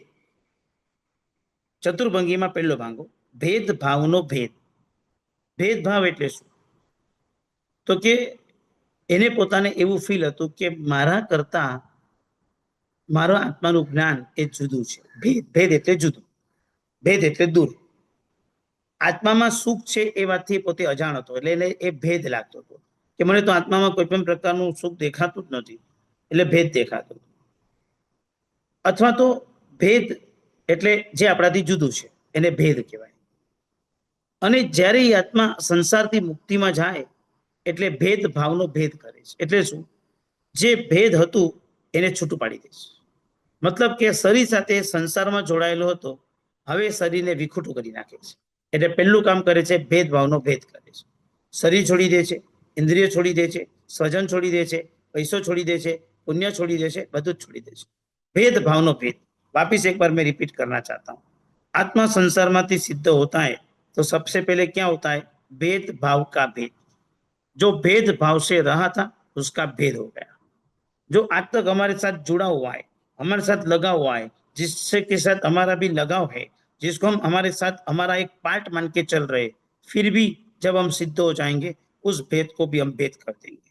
नंबर 2, अभेद भावनो भेद. જેની સાથે આપણે અભેદ હતા એનાથી પણ આપણે છૂટા પડી જઈએ છીએ. આપણે એમ માનતા હતા કે આપણા આત્મામાં આપણું પુણ્ય આપણું પોતાનું જ છે, આપણે પુણ્યથી જ સંસારમાં ચાલી રહ્યા છે, આપણે પુણ્યની અનુભૂતિમાં ચાલી રહ્યા છે. આપણી પુણ્યાય બહુ સારી, ઘણા લોકો બોલે ને સંસારમાં આપણી પુણ્યાય બહુ સારી છે, આપણી પુણ્ય એવી સરસ છે ને બધું મળી રહેશે, આપણે ક્યારે તકલીફ નહીં આવે, એમ તો પુણ્યશાળી છે. યાદ રાખજો, પુણ્યાય બહુ કરતા નહીં, કારણ કે પુણ્યના ભરોસા પર રહેતા નહીં. કારણ કે સુખની વ્યાખ્યા છે, જે સુખને પુણ્યનો પણ આશરો લેવો પડે કે પુણ્યની અપેક્ષા રાખે તો એ પણ वास्तविक में दुख છે। वापिस मैं एक बार रिपीट करना चाहता हूँ, जो पुण्य को जिस पुण्य को पुण्य की अपेक्षा रहती है, जिस पुण्य को जिस सुख को पुण्य की अपेक्षा रहती है वो वास्तविक में दुख है, सुख नहीं। पुण्यની અપેક્ષાએ ચાલનારું સુખ એ સુખ નથી, સાચું સુખ નથી। સિદ્ધો પાસે જ સાચું સુખ છે, કારણ કે એ પુણ્યથી આધીન નથી, પુણ્યની અપેક્ષા વાળું નથી, આત્માનું સાચું સુખ છે। જ્યારે આપણી પાસે બધા જે સુખ છે બધા પુણ્યને આધીન છે, ગોઠવાયેલા છે, એટલે હકીકતમાં એ દુઃખ છે। કારણ કે પુણ્ય ઓછું વધતું થાય, પુણ્ય પરવારે, પુણ્ય જુદું થાય, પુણ્ય નાનું થાય, તો શું કરી શકાય? તત્વાર્થ અધિગમ સૂત્રની ગુજરાતી ચોપડીમાં પૂજ્યપાદ રાજશેખર શ્રી મહારાજે એક એક્ઝામ્પલ આપ્યું છે કે સામ સામે પડોશમાં બે બહેનો રહેતી હતી। અહીંયા એક બેન હતી, અહીંયા એક બેન હતી। આમાં આ બેનના પપ્પાએ એ દીકરીને, કન્યાને 15,000 રૂપિયાની મસ્ત મજાની સાડી અપાવી। આ સાડી લઈને એની ફ્રેન્ડને બતાવવા આવી કે જો મારા પપ્પાએ મને સાડી અપાવી, 15,000 રૂપિયાની છે, કેટલી સરસ લાગે છે। આને કીધું બહુ સરસ લાગે છે। ફ્રેન્ડ હતી ને, નો સહજતાથી વખાણ કર્યા। અઠવાડિયું થયું, 15 દિવસ થયા, એટલે આ બાજુની કન્યાને એના પિતાજીએ 10,000 રૂપિયાની સાડી અપાવી। પણ ગજબ એવું થયું કે કલર, ડિઝાઇન, ઓછા પૈસામાં બી માલ સારો આવી ગયો અને એને શરીરની શોભાને પણ બહુ મસ્ત શોભાવી આપે છે। મતલબ કે 15,000ની સાડી પહેરી એના કરતા 10,000ની સાડીમાં એમનું લુક સારું દેખાય છે। અને આને 10ની સાડી પહેરી, આ બેને 15,000ની સાડી પહેરી અને બહાર નીકળો તો ચારે બાજુ બધા લોકો આ બેનના વખાણ કરે, બહુ સરસ લાગો છો, બહુ સારા છો, બહુ સરસ લુક છે, ક્યાંથી લીધું કાપવું? આની 15,000ની સાડીની કોઈ બોલબાલા કરતું નથી, કારણ કે બહુ કંઈ જામતું નથી, બહુ કંઈ શોભા નથી લાગતી, છે મોંઘી, છે ક્વોલિટી વાળી, પણ કોઈને સમજી શકતું નથી। એટલે આ બેન 15,000ની આટલી મોંઘી સાડી પહેરી છે, જે 10,000 વાળાએ ખબર છે કે આ સૌથી મોંઘી છે, સૌથી શ્રેષ્ઠ છે, છતાં પણ અંદર તેને ખુશી નથી, કારણ કે એ જે છે એ સુખ પુણ્યને અપેક્ષા રાખનારું હતું। તો જે સુખ પુણ્યની અપેક્ષા રાખે એ સુખ સાચું નથી। એના કરતા ફરીથી એકવાર મેં રિપીટ કરું છું, પહેલું હતું ભેદભાવનો ભેદ, જેને આપણે ભેદ માનતા હતા એને આપણે ભેદ કરી નાખ્યો। નંબર 2, અભેદ ભાવનો ભેદ, આપણે આપણા સ્વજનને એમ માનતા હતા કે આપણા જ છે, એ તો ક્યાંય જવાના છે, આપણે છોડીને ક્યાંય નહીં જાય, એ તો આપણે અભેદ માનીને ચાલતા હતા। અને અભેદ ભાવનો પણ સિદ્ધ થાય એટલે ભેદ થઈ જાય છે। જેને આપણે આપણા પોતાના માન્યા છે ને એનો પણ ભેદ થઈ જાય છે। આપણું કુટુંબ આપણા માટે કેટલું ઇમ્પોર્ટન્ટ, આપણા માટે બીજા બધા તો દૂર રહો, આપણો પરિવાર હંમેશા આપણી સાથે આપણા સપોર્ટમાં ઉભો રહે, આપણે એને અભેદ માનીને ચાલીએ, અને અભેદ ભાવનો ભેદ બતાવ્યો છે, અભેદ ભાવનો પણ ભેદ। અને અભેદ ભાવનો ભેદ એટલે એક યુવાન હતો, વિનીત નામ હતું, વિનીતનો મિત્ર હતો, મિત્ર દીક્ષા લઈ રહ્યો હતો। વિનીતે કીધું કે તું દીક્ષા કેમ લે છે? તો કે આ સંસારમાં આપણું કોઈ નથી ને એટલા માટે હું દીક્ષા લઉં છું। તો એવું થોડી, મારા તો બધા ઘરમાં બેઠા છે, મારા મમ્મી પપ્પા બધા લોકો મારા છે। તો કે તું ભલે માને મારા છે, હકીકતમાં આપણા પોતાના નથી હોતા, આ તો કર્મને આધીન આપણા એકબીજા સાથેનો સંબંધ થયો હોય છે, અને જેવું કર્મ પતે એટલે બધા છૂટા પડી જતા હોય છે। પંખી જેવું આ જીવન છે, બધા ઉડી જશે। તો કે ના, એ પોસિબલ જ નથી। કલ્પના કરો, ક્ષણિક રાજા રવિવાડીએ નીકળ્યા છે, અનેક રાજાને જુએ છે। જ્યારે રાજાએ દીક્ષા લીધી છે એટલે ક્ષણિક રાજા માથું ખંજવાળીને પૂછે છે કે રાજન, શું કારણ હશે, મને કહો તો કરી, કે આપણે આ આટલી મજાની દીક્ષા લીધી, શું રીઝન શું હશે, મને કહો તો કરી। ત્યારે અનાથી મુનિએ કીધું કે હું અનાથ હતો, મારા માથે કોઈ નાથ નહોતો ને એટલા માટે મેં દીક્ષા લીધી હતી। હું નાથ નહોતો, નાથ એટલે માલિક, હું કોઈ પણ વસ્તુનો માલિક નહોતો, મારું માથે કોઈ નાથ નહોતો, હું અનાથ હતો આ સંસારની અંદર। મારે રાજા હતા, રાણી હતી, મહેલ હતો, આજ્ઞાંકિત નોકરો હતા, મંત્રીશ્વર હતા, સેનાપતિ હતા, બધું જ હતું, કે છે કે અનાથ હતો, મારા માથે કોઈ નાથ નહોતો એટલા માટે મેં દીક્ષા લીધી। ક્ષણિકે જરાક હોશિયારી કરી, ઉત્તમ હતા ને વિચારતા સરસ હતા, ભાવિ તીર્થંકર નાથના હતા ને, એટલે કીધું કે ચલ, હું તારો નાથ બનવા તૈયાર છું, હું આજથી તારો નાથ, બસ ચલ, હવે તારે કોઈ ચિંતા નહીં કરવાની। અને અનાથી મુનિએ જે જવાબ આપ્યો છે, તું છે અનાથ, તું શું થાય મારો નાથ? ત્યારે તું જ ખુદ અનાથ છે, તેરે માથે पे कभी તું ખુદ का भी તું નાથ નહીં બન પાયા, તું ક્યાં મેરા નાથ બન પાએગા। છો આપણે બધા છીએ, બોલો, આપણું મૃત્યુ આપણા હાથમાં કંટ્રોલમાં હોય, આપણે ધારીએ ત્યારે આપણું મૃત્યુ લાવી શકશું, બાકી આપણે ધારશું તો મૃત્યુ આપણને નહીં આવે। આપો, ગેરંટી આપો, લખીને આપો કે મારું મૃત્યુ ધારશું ત્યારે જ આવશે, એની પહેલા નહીં આવે। છે કોઈની પણ હિંમત લખી શકે, પોસિબલ જ નથી, અપૂર્ણનીય આયુષ્ય ગમે ત્યારે આવી જશે, ખબર જ નહીં પડે। ક્યારે શું થઈ જશે ખબર નહીં પડી શકે, કારણ કે ગમે ત્યારે આપણી આંખ સાથે થઈ શકવાનું છે. ત્યારે આપણી આંખ સામે આ બધી ભૂમિકા જો હોય તો આપણે સમજી જ શકીએ છીએ કે આ જગતની અંદર આપણું સુખ જેને આપણે માની ચાલતા હતા એ નથું જ. નંબર 3, ભેદભાવનો અભેદ. હવે હું બોલું છું ભેદભાવનો અભેદ. એનો અર્થ એમ છે કે જેને આપણે ભેદ માનતા હતા, જેને આપણે આપણાથી જુદું માનતા હતા, હકીકતમાં એ આપણું પોતાનું હતું. હવે આપણને સિદ્ધ થઈ એટલે સમજણ પડે છે. ભેદભાવનો અભેદ. કેવળનાન આપણી સાથે જુદું હતું, કેવળનાન આપણી પાસે ન હતું. આપણી પાસે અનંત શાશ્વત સુખ ન હતું, એટલે આપણે એમ થતું હતું સિદ્ધમાં કરવાનું શું. ઘણાને પ્રશ્ન હોય મોક્ષમાં જઈને કરવાનું શું, શા માટે કરવાનું.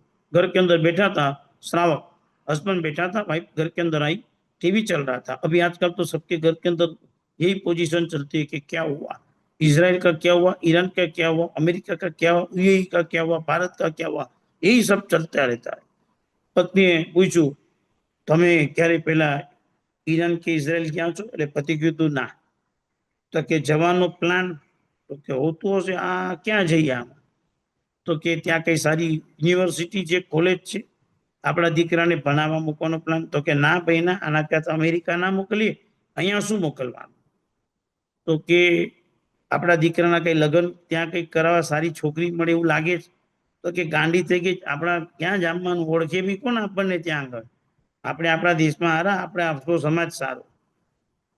તો કે આટલું બધું જો નથી તો ટીવી રિમોટ મને આપી દો.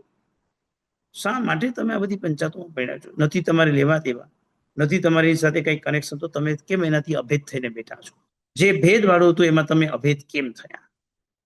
અને તમે જેને ભેદ માનતા હતા કે તમારો હકીકતમાં અભેદ છે, હકીકતમાં તમારું પોતાનું છે, માલિક છો. કેવળ જ્ઞાન આત્માનો ગુણ છે, શાશ્વત સુખ અનંત સુખ એ આત્માનો ગુણ છે, એ આપણું પોતાનું છે, અને આપણે આપણું પોતાનું માનીને ચાલવાનું છે. અહીં અત્યાર સુધી ભેદમાં હતું, હવે અભેદ થઈ ગયું. આપણે સમજાઈ ગયું કે જ્ઞાન, દર્શન અને ચારિત્ર, આ રત્નત્રયી એ આપણી પોતાની છે. દર્શન, જ્ઞાન, ચારિત્રના ગુણ વૈભવ સાથે જોડાવું એ આપણું પોતાનું છે, અને પોતાની સાથે તારી આત્મા જોડાય છે. એનાથી પણ આગળ વધીને અભેદ ભાવનો અભેદ. અભેદ શેનો, તો કે આત્મા જે સુખ હતું, આત્મા સાથે જે આપણો તાદાત્મ્ય સંબંધ હતો, એ તાદાત્મ્ય સંબંધમાં આપણે જોડાઈ જઈએ છીએ.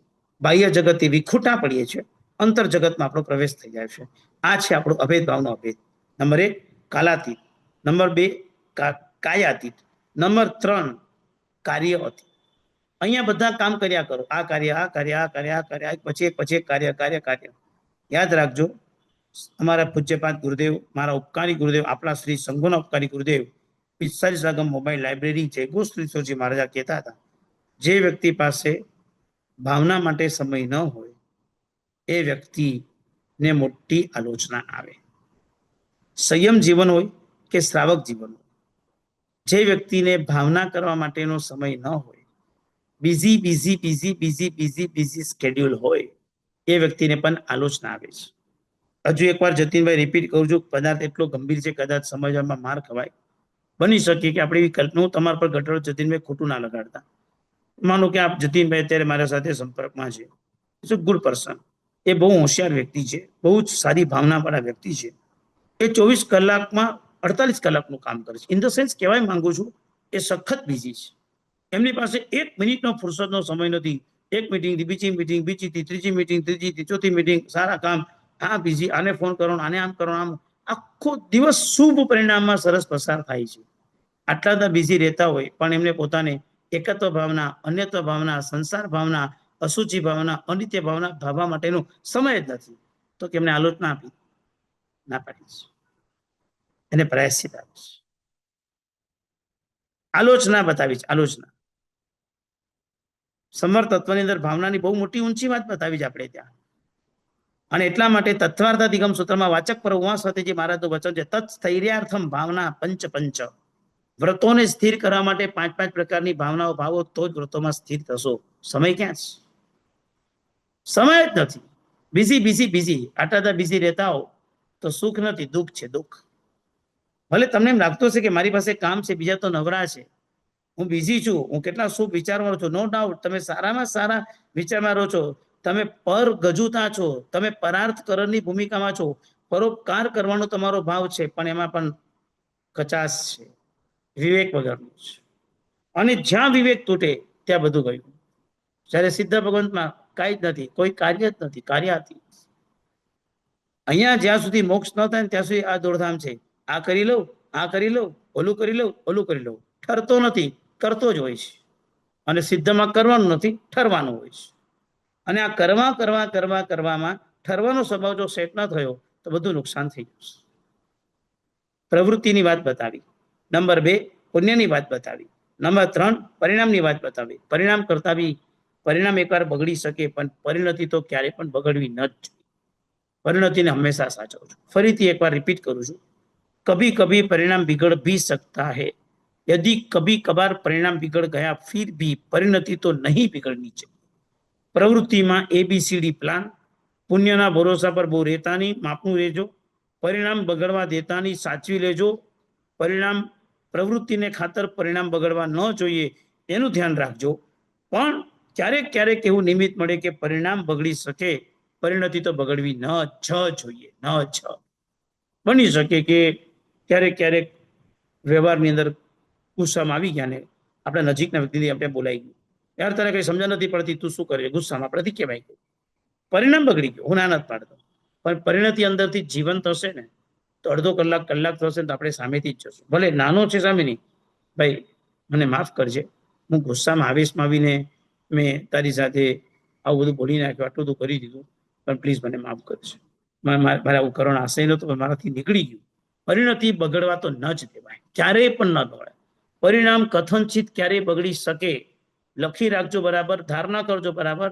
પરિણામ ક્યારેય પણ બગડી શકે, નિમિત્ત મળતા ક્યારેક એવું બનશે, પણ પરિણતિ તો બગાડવાની નથી જ, નથી જ, નથી જ. એ ધ્યાન રાખજો. સિદ્ધની પાસે શુદ્ધ પરિણતિ છે, પરાકાષ્ઠાની પરિણતિ છે, જે ક્યારેય બગડતી જ નથી. જેના માટે આપણે તનતોડ મહેનત અહીંયા કરવાની છે. સિદ્ધ કાર્યથી અતીત છે, તેમ કામ અતીત છે. કામ એટલે શું? ઈચ્છા. બધી ઈચ્છાઓ કરવી પડે.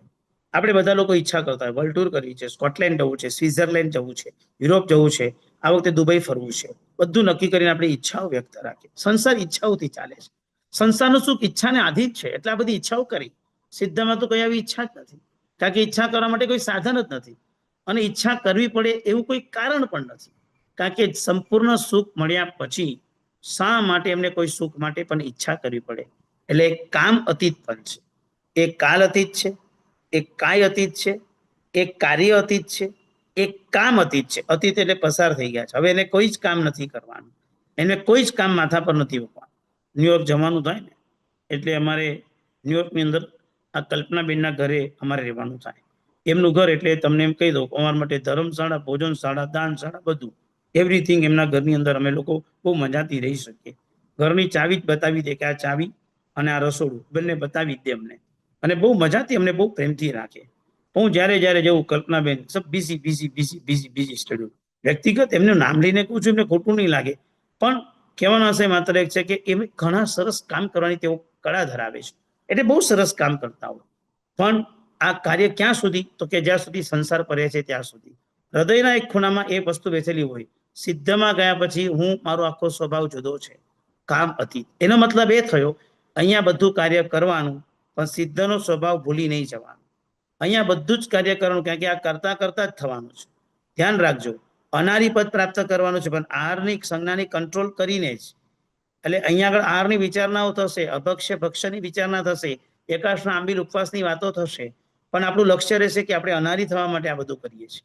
એમ કાર્ય કરવાનું, શુભ કામ કરવાનું, પુણ્ય સરસ બંધાય, પરિણતિ સરસ થાય, પરિણામ સારા રહે, પણ લક્ષ્ય તો રાખવાનું કે આના સંસ્કાર એવા નથી પાડી દેવાના કે સિદ્ધમાં પછી સેટ જ ન થઈ શકું. એક ભાઈ 6-8 મહિને હોસ્પિટલથી ઘરે આવ્યા, એટલે હોસ્પિટલ એટલી ગમી ગઈ હતી, કારણ કે 2-2 કલાક બીપી ચેક કરે, કલાકે ઓલું ખવડાવવા માટે આવે, પછી વોર્ડ બોય હોય, રોજ નવડાવે, ધોવડાવે, ખવડાવે, પીવડાવે, બેડ સાફ કરી જાય. એટલે ઘરે આવ્યા એટલે એ ભાઈ મને બીપી ચેક કરો, એ ભાઈ મને ખાવાનું આપો, એ ભાઈ વોર્ડ બોય ક્યાં છે? કારણ કે 8 મહિના સુધી જે સેવા લીધી હતી હવે સંસ્કાર પડી ગયા, તો ઘરમાં સેટ નથી થઈ શકતા. એટલે આ બધું સંસારનું સુખ આવું છે, એડજસ્ટેબલ નથી, એડેપ્ટેબલ પણ નથી, બહુ તકલીફ વાળું છે. અહીંયા આગળ વધીએ. એ કેવા છે? તો ક્રિયાતીત છે. અહીંયા બધી ક્રિયાઓ કરવાની છે, ચાહે ધર્મની ક્રિયા, ચાહે સંસારિક ક્રિયા, ચાહે ગાડી ચલાવવાની ક્રિયા. સિદ્ધમાં હલવાનું જ નથી, માટે કોઈ ક્રિયા પણ નથી. સિદ્ધ કસાઈ અતીત છે. અહીંયા બધાને કસાઈ કરવા પડે છે. ક્રોધ, માન, માયા, લોભ. સિદ્ધને કોઈ કસાઈ નથી. એ શા માટે કસાઈ કરે? એટલે કસાઈ અતીત છે. એટલે કોઈ કસાઈ કરવાની જરૂર નથી પડતી. કલ્પાતીત. કલ્પ એટલે વ્યવહાર, કલ્પ એટલે આચાર. આ સંસારમાં આપણે બેઠા છે એટલે આપણે બધા જ વ્યવહાર સાચવા પડે. દીકરા દીકરીને પરણાવ્યા પછી પણ આપણે એવું અપેક્ષા તો રાખવી પડે. અવસરે મીઠાઈ મોકલવી પડે, કેરી મોકલવી પડે, બે વેલાના ત્યાં પ્રસંગમાં આપણે જવું પડે, સાચવવું પડે, બધું જ કરવું પડે. સ્વાભાવિક છે, આ બધું આપણે કરવું તો પડે જ. વ્યવહાર છે આ બધા આપણા. એટલે આપણે બધા વ્યવહાર કરવા પડે. સિદ્ધને કોઈ વ્યવહાર જ નથી, કારણ કે પોતાના આત્મામાં જ સ્થિરીકરણ કર્યું છે. તાદાત્મ્ય સંબંધથી પોતાના આત્મામાં જ પોતે એકાકાર થાય છે. તાદાત્મ્ય એટલે શું? પોતાને પોતાનામાં રહેવાનો સંબંધ, એને તાદાત્મ્ય કહેવાય. પોતાને પોતાનામાં. આપણે ઘણી વખત વ્યવહારમાં ને તું તારામાં રહે ને શું કામ બીજામાં પંચાયત કરે છે? આ જે લેંગ્વેજ છે એને તાત્વિક રીતે સમજો. તારામાં રહેવું ઇન ધ સેન્સ પોતાને પોતાનામાં રહેવું, પોતાને પોતાનામાં ખોવાઈ જવું, એને કહેવાય છે તાદાત્મ્ય સંબંધ. એનાથી પણ આગળ વધીને કરીએ તો કલ્પનાતીત છે. આ સંસારમાં બધા લોકો કલ્પનાના વાદળોમાં દોડે છે. કલ્પનાના ઘોડા બધાને દોડતા હોય. બધા લોકો શેક ચલ્લીના વિચાર કરતા હોય. સિદ્ધને આવા કોઈ વિચાર જ નથી કરવાના. કલ્પનાતીત છે. માની લો કે કદાચ બની શકે કે આપણે એક ઘર લેવા માટે નીકળ્યા હોય. આપણે ઘર કેવું લઈએ? આપણે નક્કી કરીએ કે આપણે ઘર લેવું છે. સિલેક્ટેડ તો ચલો વાસ્તુ ને જગ્યા સારી આપણા બજેટમાં હોય, બધું તો આપણું ગણિત હોય જ. પણ આપણે જ્યારે ઘર લેવા માટે નીકળીએ ત્યારે આપણી એક સ્વાભાવિક ભૂમિકા હોય કે આપણને ઘર કેવું જોઈએ છે. તો પહેલી કન્ડિશન હોય કે મને ઘર ઉપદ્રવ રહી જ જોઈએ. એક પણ ઉપદ્રવ મને એમાં ન હોવો જોઈએ. મતલબ કે ઘરની અંદર આમ જઈએ તો માનસિક શાંતિ લાગવી જોઈએ. જે ઘરમાં કોઈ માણસ મરી ગયું હતું ને કમોતે મર્યું હતું, સુસાઇડ કર્યું હતું, ફલાણું થયું તો આપણું મન ન માને કે નહીં આ તો કોઈ કાઢે નહીં. નંબર 2, ઘર કેવું જોઈએ? તો કે સ્થિર ઘર જોઈએ. આમ ઘર હાબડ દોબડ હોય, આડું તેડું હોય, પરત પરથી ધસી પડે એવું હોય, કોઈ સ્થિર જગ્યા પર જ ન હોય તો કેવા ઘર આપણે નથી લેવા. ઘર લઈએ તો એકવાર લેવાનું, પણ મસ્ત મજબૂત મકાનમાં લેવાનું. જરા પણ હલન ચલન કરવું ન જોઈએ. ફાઇન. ઘર લઈએ તો બીજું કઈ તો કે ખામીવાળું ઘર નહીં બતાવતા. જ્યાં આગળ ઓલા મોર્ગેજ ભરવાની બાકી રાખી હોય, જેની અંદર કોઈ પણ પ્રકારના તકલીફો આવવાના હોય, પછી બીજો કોઈ માણસ માલિક નીકળે કે મારી સહી બાકી રહી ગઈ હતી અને સી પડોજન મને નથી જોઈતી, મને તું ઘર બતાવે તો મને ટેન્શન નહીં હોવું જોઈએ, ખામી રહિત ઘર બતાવજો. ડન. હજુ ચોથા નંબરમાં કે ભાઈ હજુ તમે ઘર કેવું જોશો? તો કે લોંગ લાસ્ટિંગ મને જોઈએ. સ્ટ્રક્ચર રિપોર્ટ પણ મને એન્જિનિયર પરફેક્ટ આપવા જોઈએ કે આ ઘરનું આયુષ્ય કેટલું છે, આ બિલ્ડિંગનું આયુષ્ય કેટલું છે. કારણ કે 20 વર્ષ જૂના બિલ્ડિંગમાં શું ફાયદો છે? મને પછી મજા ના આવે. નવામાં રહેવાનું, નવું ઘર, નવી પસંદગી, નવી દુનિયામાં રહો તો મને પોતાને રહેવાની મજા આવે. એટલે લાસ્ટિંગ આપણે જોઈએ. સ્ટ્રક્ચર પણ મજબૂત હોવું જોઈએ, એના રિપોર્ટ પણ બહુ ક્લિયર હોવા જોઈએ. એનાથી પણ આગળ કે ઘર કેવું જોઈએ? તો કે જો ભાઈ ઘર લીધા છે મને એકવાર અપાય પછી 10, 20 વર્ષ સુધી, 25 વર્ષ સુધી હું રિપેરિંગ કરાવીશ નહીં. મારે વારંવાર કંઈક ને કંઈક રિપેર કરવું પડે. આજે પ્લમ્બર બોલાવો, કાલે ઇલેક્ટ્રિશિયન બોલાવો, કાલે ઓલાને બોલાવો. મને આ નથી જોઈતું. મને આવું ઘર તું બતાવતો નહીં. આવા કોઈ પણ ઘરમાં મારે રહેવું નથી. Okay, done. પાછું ઘર કેવું લેવું છે તમારે? તો કે મને કોઈ તકલીફ ના આવી જોઈએ. વરસાદ પડીને પાણી ભરાઈ ગયું, લાઇટો જતી રહે, પછી ખબર પડે કે આ ઘરની અંદર તો આટલી તકલીફો છે કે લાદીઓ બરાબર સેટ નથી, ચાલે જુદાદીમાં ખબર અવાજ આવે છે, બેડરૂમ પણ બે સેટ નથી, દિશાઓ માખી ચૂકી પડી છે, વાસ્તુથી ઊંધું ગોઠવાયેલું છે, બાથરૂમ વાસ્તુ પ્રમાણે નથી, કિચન વાસ્તુ પ્રમાણે નથી. એટલે ઘડી પછી મને આમ થાય છે અગ્નિ પાણી એક જ દિશામાં આવી ગયા છે એટલે આખા ઘરમાં ઝઘડા થાય. આવી તકલીફ વાળું ઘર મને નહીં બતાવતું. Okay, done. હજુ કઈ ઘરની ચોઈસ? તો કે આ ગમે ત્યારે ખાલી કરવું પડે એવું મને ઘર ન જોઈતું. અહીંયા તો તમને ખ્યાલ હશે રીડેવલપમેન્ટનો જોરદાર ચસ્કો ચાલતો અહીંયા મુંબઈમાં. તો એક બિલ્ડિંગ તૂટે નવું બને, નવું પછી નવું બને, એટલે બધું માંડ તો સેટ થયા હોય તો કે ખાલી કરો. હજુ માંડ આવીને સેટ થયો તો માણસો મૃત્યુ પામી જાય. એટલે આ તો બધી આંખ સામે બનેલી ઘટનાઓ આપણી આંખ સામે દેખાય છે. ઇન ધ સેન્સ આપણી કન્ડિશનો છે ઉપદ્રવ રહિત, સ્થિર, ખામી વગરનું, લોંગ લાસ્ટિંગ, આ પ્રમાણે, અને એનાથી વળી વારંવાર રિપેરિંગ થાય એવું, તકલીફ વગરનું, અને ગમે ત્યારે ખાલી કરવું ન પડે. આવા પ્રકારનું ઘર મને જોઈએ છે. આ બધા પ્રકારનું જો ઘર આટલા આપણને જોઈતું હોય એનો મતલબ શિવ મયલ મરુવ મનંત મક્ષય મવ્યાબાદ પુનરાવૃત્તિ. જોઈ લો આખું નમૂતનું સૂત્રનો પાઠ. ઉપદ્રવ રહિત એટલે કે શિવ, સ્થિર એટલે મચલ, અચલ ચલાય પણ ચલાયમાન થવાનું નથી, ખામી વગરનું એટલે અરુવ, જ્યાં કોઈ પણ પ્રકારની પીડા ન હોવી જોઈએ, long lasting, structure report clear, શિવ મૈલ મરુવ મનંત, જે અનંત કાળ સુધી જોવું ન પડે એવું હોવું જોઈએ, વારંવાર રિપેરિંગ કરવું ન પડે, અક્ષય, જે ક્યારે પણ ક્ષય ન પામે, નાશ ન પામે. તકલીફ વગરનું, અવ્યાબાદ, જ્યાં કોઈ પણ પ્રકારની વ્યાબાદ એટલે પીડા હોવી ન જોઈએ, અને ગમે ત્યારે ખાલી ન કરવું પડે તેવું. મતલબ એનો એ થયો કે જ્યાં અપુનરાવૃત્તિ, એકવાર ગયા પછી અમે ક્યારે પણ એને ઘરને ખાલી નહીં કરી. 8 કન્ડિશન વાળી સિદ્ધિ ગતિ છે. સિદ્ધિ ગતિ નામધેયમ ઠાણમ સંપત્તાનમ નમો જીનાનમ જીવ્યાનમ. આવી સિદ્ધિ ગતિને જે પ્રાપ્ત કર્યા છે એવા સિદ્ધ ભગવંતોને મારા નમસ્કાર થાવ. મહિના સુંદરી નીકળીશ. ઉંબર રાણાની સાથે પહેલી રાત્રિમાં બહુ સર્જાનો ઉંબર રાણાએ જ્યારે એને ઓફર મૂકીને મહિનાએ ઓફર ઠુકરાવીને કીધું છે, એક ભાવમાં બે ભાવ ક્યારે પણ ન હોય. મેં મનથી તમને નક્કી કર્યા છે, આર્ય સંસ્કૃતિની મારી ખાનદાની ભૂમિકા છે, હું આમાંથી જરા પણ વિચલિત નહીં થાવ. કલ્યાણ મિત્રની ભૂમિકા છે. મહિના સુંદરીના જીવનની અંદર વિવેકની એક બહુ મોટી હોશિયાર છે. કાંઈક હશે પણ એને આવેશમાં કામ નથી કર્યું, બહુ વિવેકપૂર્વક કામ કર્યું છે. આવતીકાલે આપણે અરિયંત પરમાત્માના દર્શન કરવા માટે જઈશું. ચોક્કસ.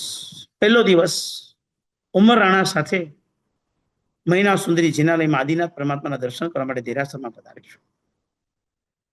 પરમાત્માના દર્શન કરે છે, આંખો ભીની થાય છે. ધર્મ સંગ્રહમાં લખ્યું છે કે પ્રભુના દર્શન કેવી રીતે કરવાના.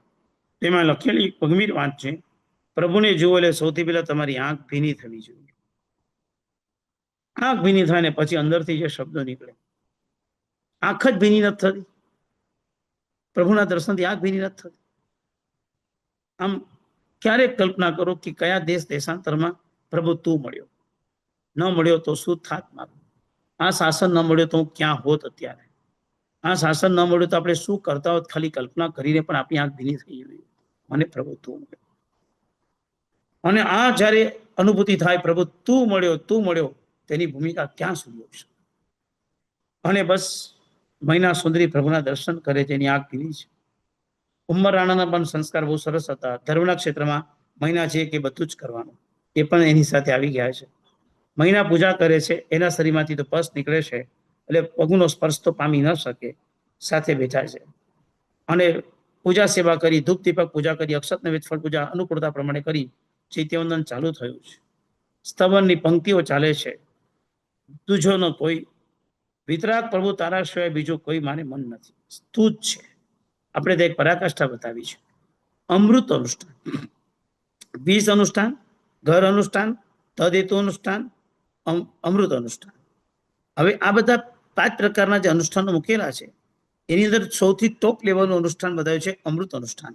એનો મતલબ કે તમે કોઈ પણ ધર્મની ક્રિયા કરો તો એ 20 અનુષ્ઠાન ન બની જોઈએ, એ ઘર અનુષ્ઠાન ન બની જોઈએ, પણ એ અમૃત અનુષ્ઠાન બને તો એ વધારે બેટર છે. 20 અને ઘર ક્યારે બને? તમે આ લોકના સુખ માટે ધર્મને જયારે મૂકી દો કે ભાઈ આ મેં ધર્મ કર્યો એટલે મને આ લોકમાં સંપત્તિ મળો, મને સરસ ઘર મળો, મને સારી પત્ની મળો, તો એ બધા 20 અનુષ્ઠાન બની જાય. અને એ જ જગ્યાએ જયારે આપણે આગળ વધીને એ અનુષ્ઠાનને જયારે પરમાત્માની ભક્તિમય બનાવી દઈએ, આત્મા સાથે એકાકાર અભેદતાનો પ્રાપ્ત કરી લઈએ, આત્મા અને પરમાત્મા વચ્ચે અભેદ સધાઈ જાય, તો અમૃત અનુષ્ઠાન બની જાય છે. પહેલો દિવસ હતો. ઉમર રાણાને વિતરાગ પ્રભુના દર્શન થયા હતા, આદિનાથ પ્રભુના દર્શન ચાલતા હતા. મહિના સુંદરી સ્તવન ગાઈ રહી હતી. અને આપ નહીં માનો, ચાલુ દર્શન, ચાલુ પૂજનમાં, ચાલુ ચૈત્યવંદનમાં પરમાત્માના ગળામાં રહેલી ફૂલની માળા અને પરમાત્માના હાથમાં રહેલું બીજોરું ત્યાંથી દેવે ઉપાડી અને બરાબર શ્રીપાલ રાજાના ગળામાં પહેરાવી દીધું અને હાથની અંદર બીજોરું મૂકી દીધું. અમૃત અનુષ્ઠાનની પરાકાષ્ઠા. મહિના પણ ખુશ થઈ ગઈ. પરમાત્મા આટલી બધી જબરદસ્ત કૃપા કરી છે, આપણને સારું થઈ જશે, મને 100% વિશ્વાસ છે.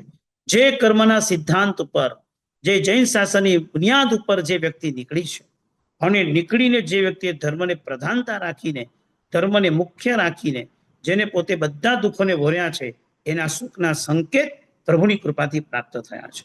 આવી અનંત પ્રભુએ કૃપા કરી છે. એટલા ઉત્તમતાથી જીનાલયમાંથી હર્ષ સાથે બહાર આવે છે. હું તો તમને સાચું કહું, આ ફૂલની માળા આપણા ગળામાં આવે કે આવા બીજો હાથમાં આવે, બધી તો બહુ દૂરની વાત છે. પણ મને તો એવું યાદ છે, મારા ગુરુએ કીધું હતું, દર્શન કરતા કરતા બી એકાદ ફૂલ નીચે પડી જાય ભગવાન પ્રતિ, તો એ સમજવું કે પરમાત્માએ આપણી પ્રાર્થના સ્વીકારી લીધી છે. વાત બધી આમ રમૂજી જ છે મારી. આ વાતમાં કઈ તમને બધાને રસ પડી વાત નથી, પણ વાત એ છે કે આપણી શ્રદ્ધા મજબૂત થાય તેવા નિમિત્તો પણ આપણી પાસે કેટલા બધા છે. આવી પરમાત્માની ભક્તિને આવું સિદ્ધનું સ્વરૂપ આપણને પ્રાપ્ત થયું.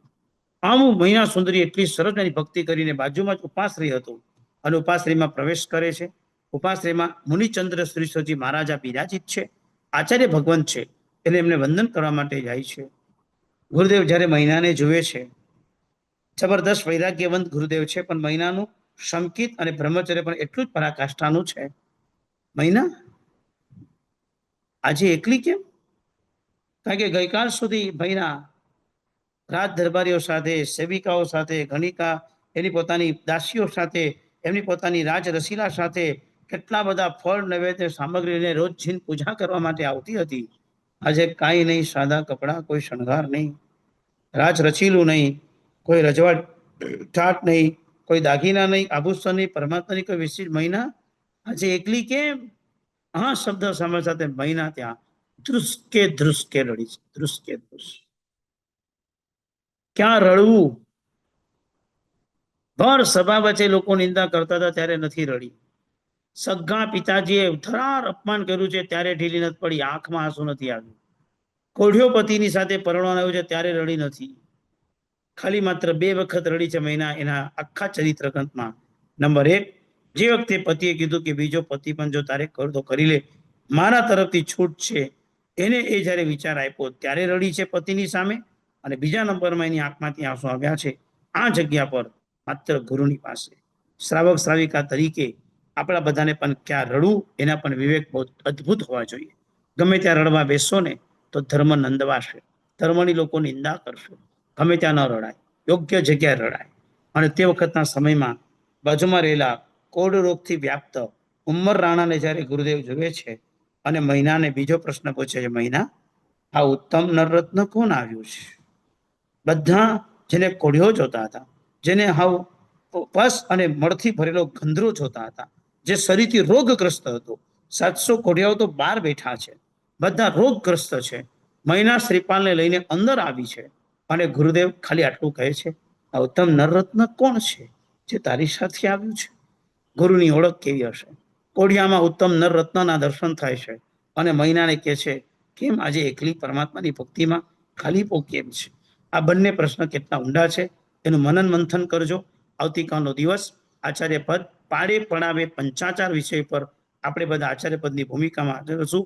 પોતે સ્વયં 5 આચાર પાડે અને આપણે બધાને 5 આચાર પડાવે એવું તૃતીય પદનું સુંદર વિવેચન આપણે જૈનાના સુંદર મજાના પ્લેટફોર્મ પર કરશું.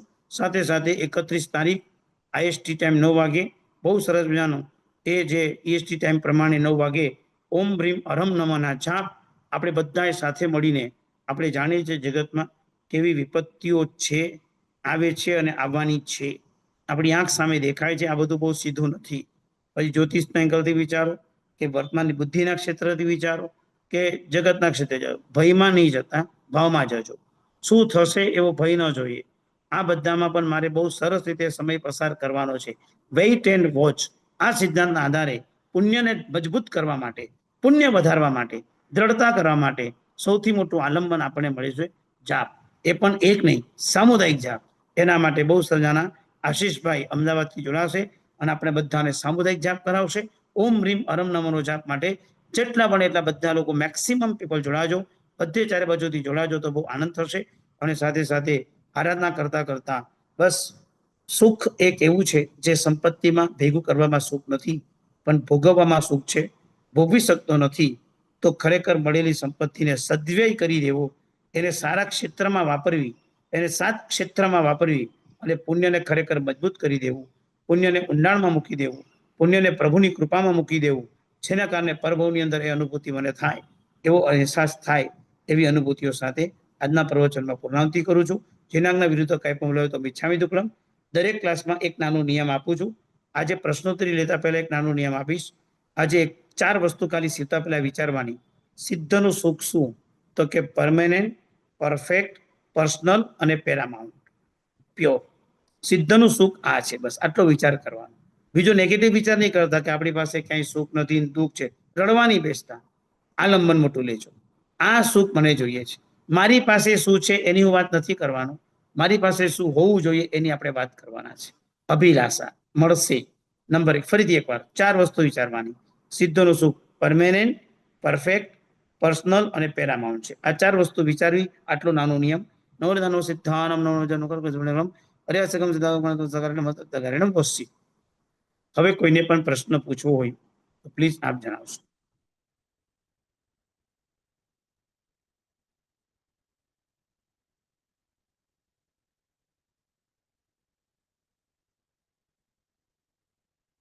પારસ સર, હાજી.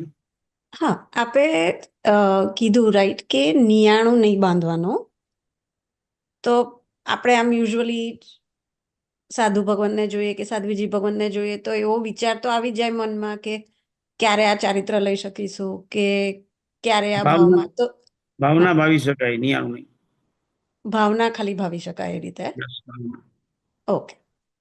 ભાવના ને નિયાણામાં ફરક છે. ઓકે. મને સંયમ લેવું છે, પ્રભુ મને આપની કૃપાથી સંયમ મળે, આ ભાવના છે. આના ઓકે. પ્રભાવે મને સંયમ જ મળે, આ નિયાણું છે. નિયાણું નહીં કરવાનું, ભાવના ભાવવાનું. ઓકે, પ્રણામ.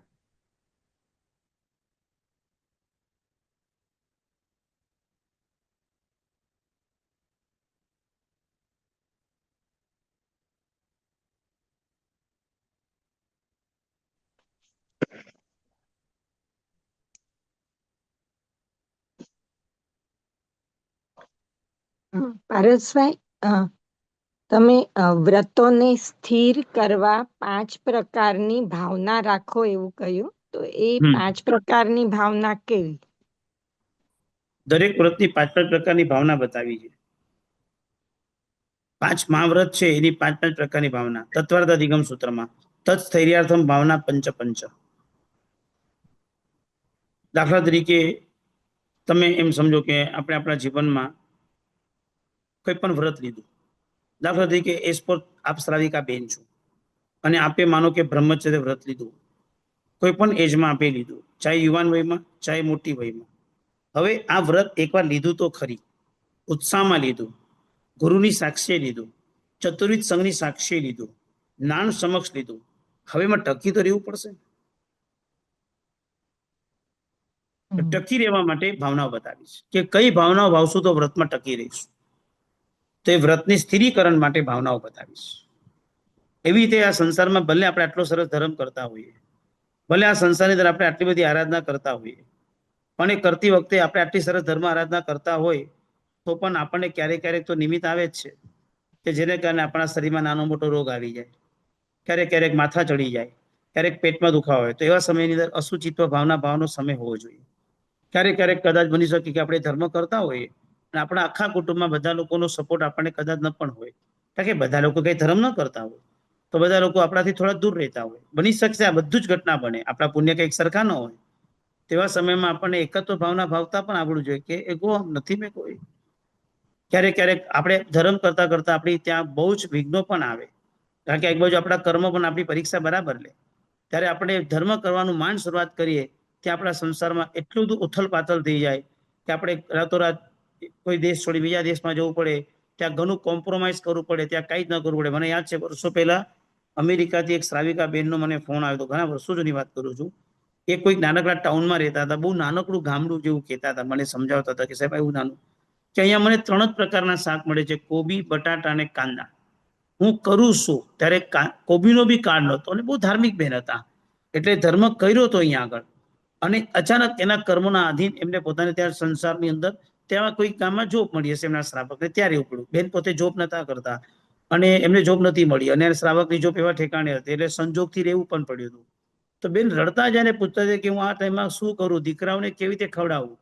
એક સ્ટોર છે કે ખાલી, અને એમાં 3 જ શાક મળે, બાકી કોઈ સ્ટોરમાં હું જઈ ન શકું.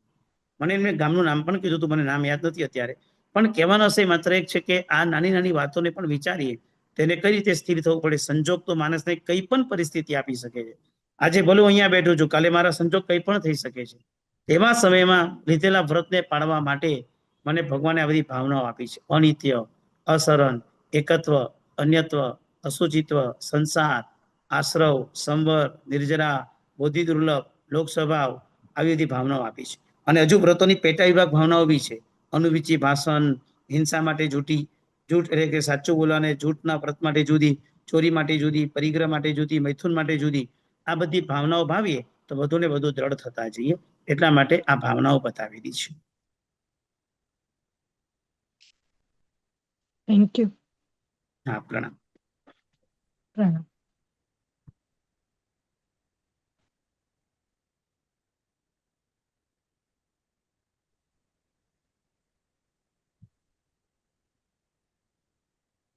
હજુ કોઈ પ્રશ્ન હોય તો ચોક્કસ જણાવશો.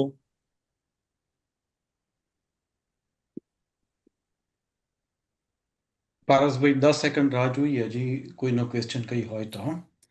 જી, ચોક્કસ. બે અનાઉન્સમેન્ટ છે પારસભાઈ. જી, ચોક્કસ. એક તો અનાઉન્સમેન્ટ છે કે if anyone would like to sponsor for the job $251, they can contact Jatinbhai or Kalpanaben. There is a phone number there. You can contact them. And also for the lecture series, $151. Dhiman, if you can put the senior housing. This Sunday, actually, on behalf of Jaina Senior Housing Committee, we are pleased to share an important update regarding the Jain Senior Housing project. We are inviting all the interested members, especially those looking for homes within the next 6 months. It is the meeting is on Sunday, March 29, at 5 p.m. Eastern Time. And during this meeting, we will share complete project details and answer your question. The housing is available right away, so that's why we have done this, meeting right away, especially on this Sunday. So if anyone interested, please join the town hall meeting. You must have received the email, and if not, you can contact us, you and Jatin Bhai or Kultaben. Thank you.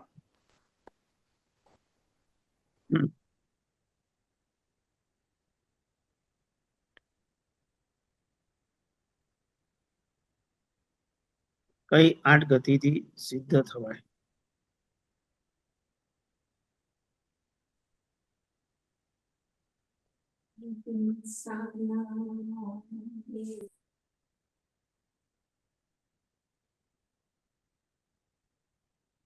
ચાર્ટમાં કોઈ પ્રશ્ન આવ્યો છે? યા, કઈ 8 ગતિથી સિદ્ધ થવાય એવો question છે. 8 ગતિનો તો મને બહુ ખ્યાલ નથી, પણ પંચમ ગતિ એવો શબ્દ છે ને અષ્ટમ ગતિ આ શબ્દ દુહામાં આવે છે. આવો કઈ પ્રશ્ન બેનનો હોય કે ભાઈનો હોય મને લાગે છે. તો પંચમ ગતિ એટલે 4 ગતિ ઉપરની પંચમ ગતિ સિદ્ધ લેવાની.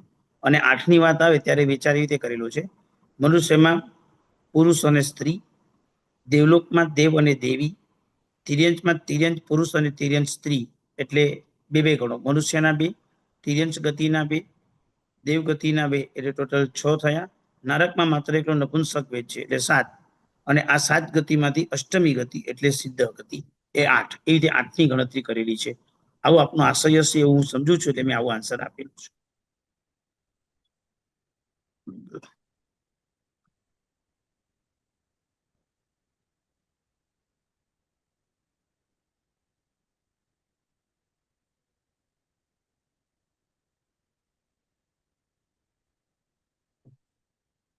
હવે પરેશભાઈ, હવે કોઈનો ક્વેશ્ચન નથી, આપ પ્રાર્થના કરી શકો છો.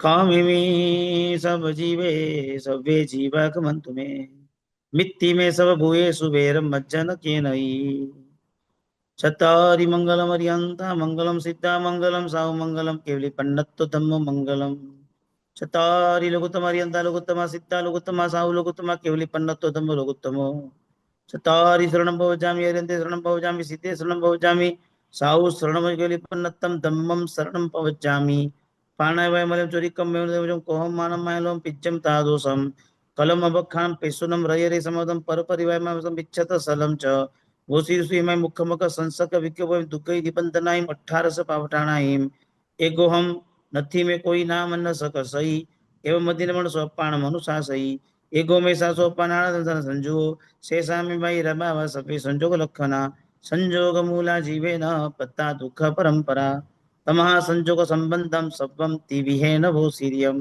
અરિહંતો મહદેવો જાવત જીવમ સુસાઉનો ગુરુનો ચિરપન્નત્તમ તત્તમ યસમત્તમ મૈગય્યમ ખમ્ય ખમાવ્ય મૈ ખમ સભ જીવનિકાય સિદ્ધ શાખાલોયન મુત્સહ વૈરન ભાવ સભ્ય જીવા કમવસ ચૌદ રાજભવંત તે મે સવ ખમાવ્યા મુજ્જ વિદ્ય ગમંત જમ જમ મણિન બદ્ધમ જમ જમ વાયન ભાષ્યમ પાવમ જમ જમ કાયન કયમ મિચ્છામિ દુક્કડમ તસ્સ મિચ્છામિ દુક્કડમ તસ્સ. સુંદરજન નૌકાર મંત્રનું સ્મરણ કરી આજના દિવસે જગતના જીવોને માફી માંગી જગતના તમામ જીવો સાથે મૈત્રી ભાવની વ્યક્ત રાખી આપણે બધા અહીંથી છૂટા પડશું. પ્રણામ. જય જીનેન્દ્ર. ખૂબ જ સરસ પારસભાઈ. ધીસ ઇઝ જતીનભાઈ અગેઇન. અને સરસ રોજ લેક્ચરનો બધા જૈન સંઘના મેમ્બરો લાભ લે છે. હું જોઉં છું દિવસે દિવસે મારા કાઉન્ટ નંબર બી વધતો જાય છે. અને આપણે આજે મારે બપોરે એક આપણા જૈન શ્રાવક અને શ્રાવિકા બેન છે એમના તરફથી આપના માટે એક મેસેજ બી આવ્યો છે, તો હું રીડ કરું છું. પ્રણામ પંડિતજી. આજે પ્રવચનનો ચોથો દિવસ છે. બધા શ્રોતા ખૂબ ભાવથી આપણને સાંભળે છે. ખરેખર કહું તો પ્રવચનની શૈલી ખૂબ સરળ છે. પહેલી વાર સાંભળતા હોય એને પણ સારી રીતે સમજાય એવી છે. આંબેલની હોળી દરમિયાન આપણો કિંમતી સમય આપી અમને બધાને પ્રવચન સાંભળવાનો લાભ આપ્યો તે બદલ આપણો ઘણો આભાર. પ્રણામ. તો એક જૈન સંઘના મેમ્બર છે એમના તરફથી આ મેસેજ હતો. પ્રણામ. જય જીનેન્દ્ર.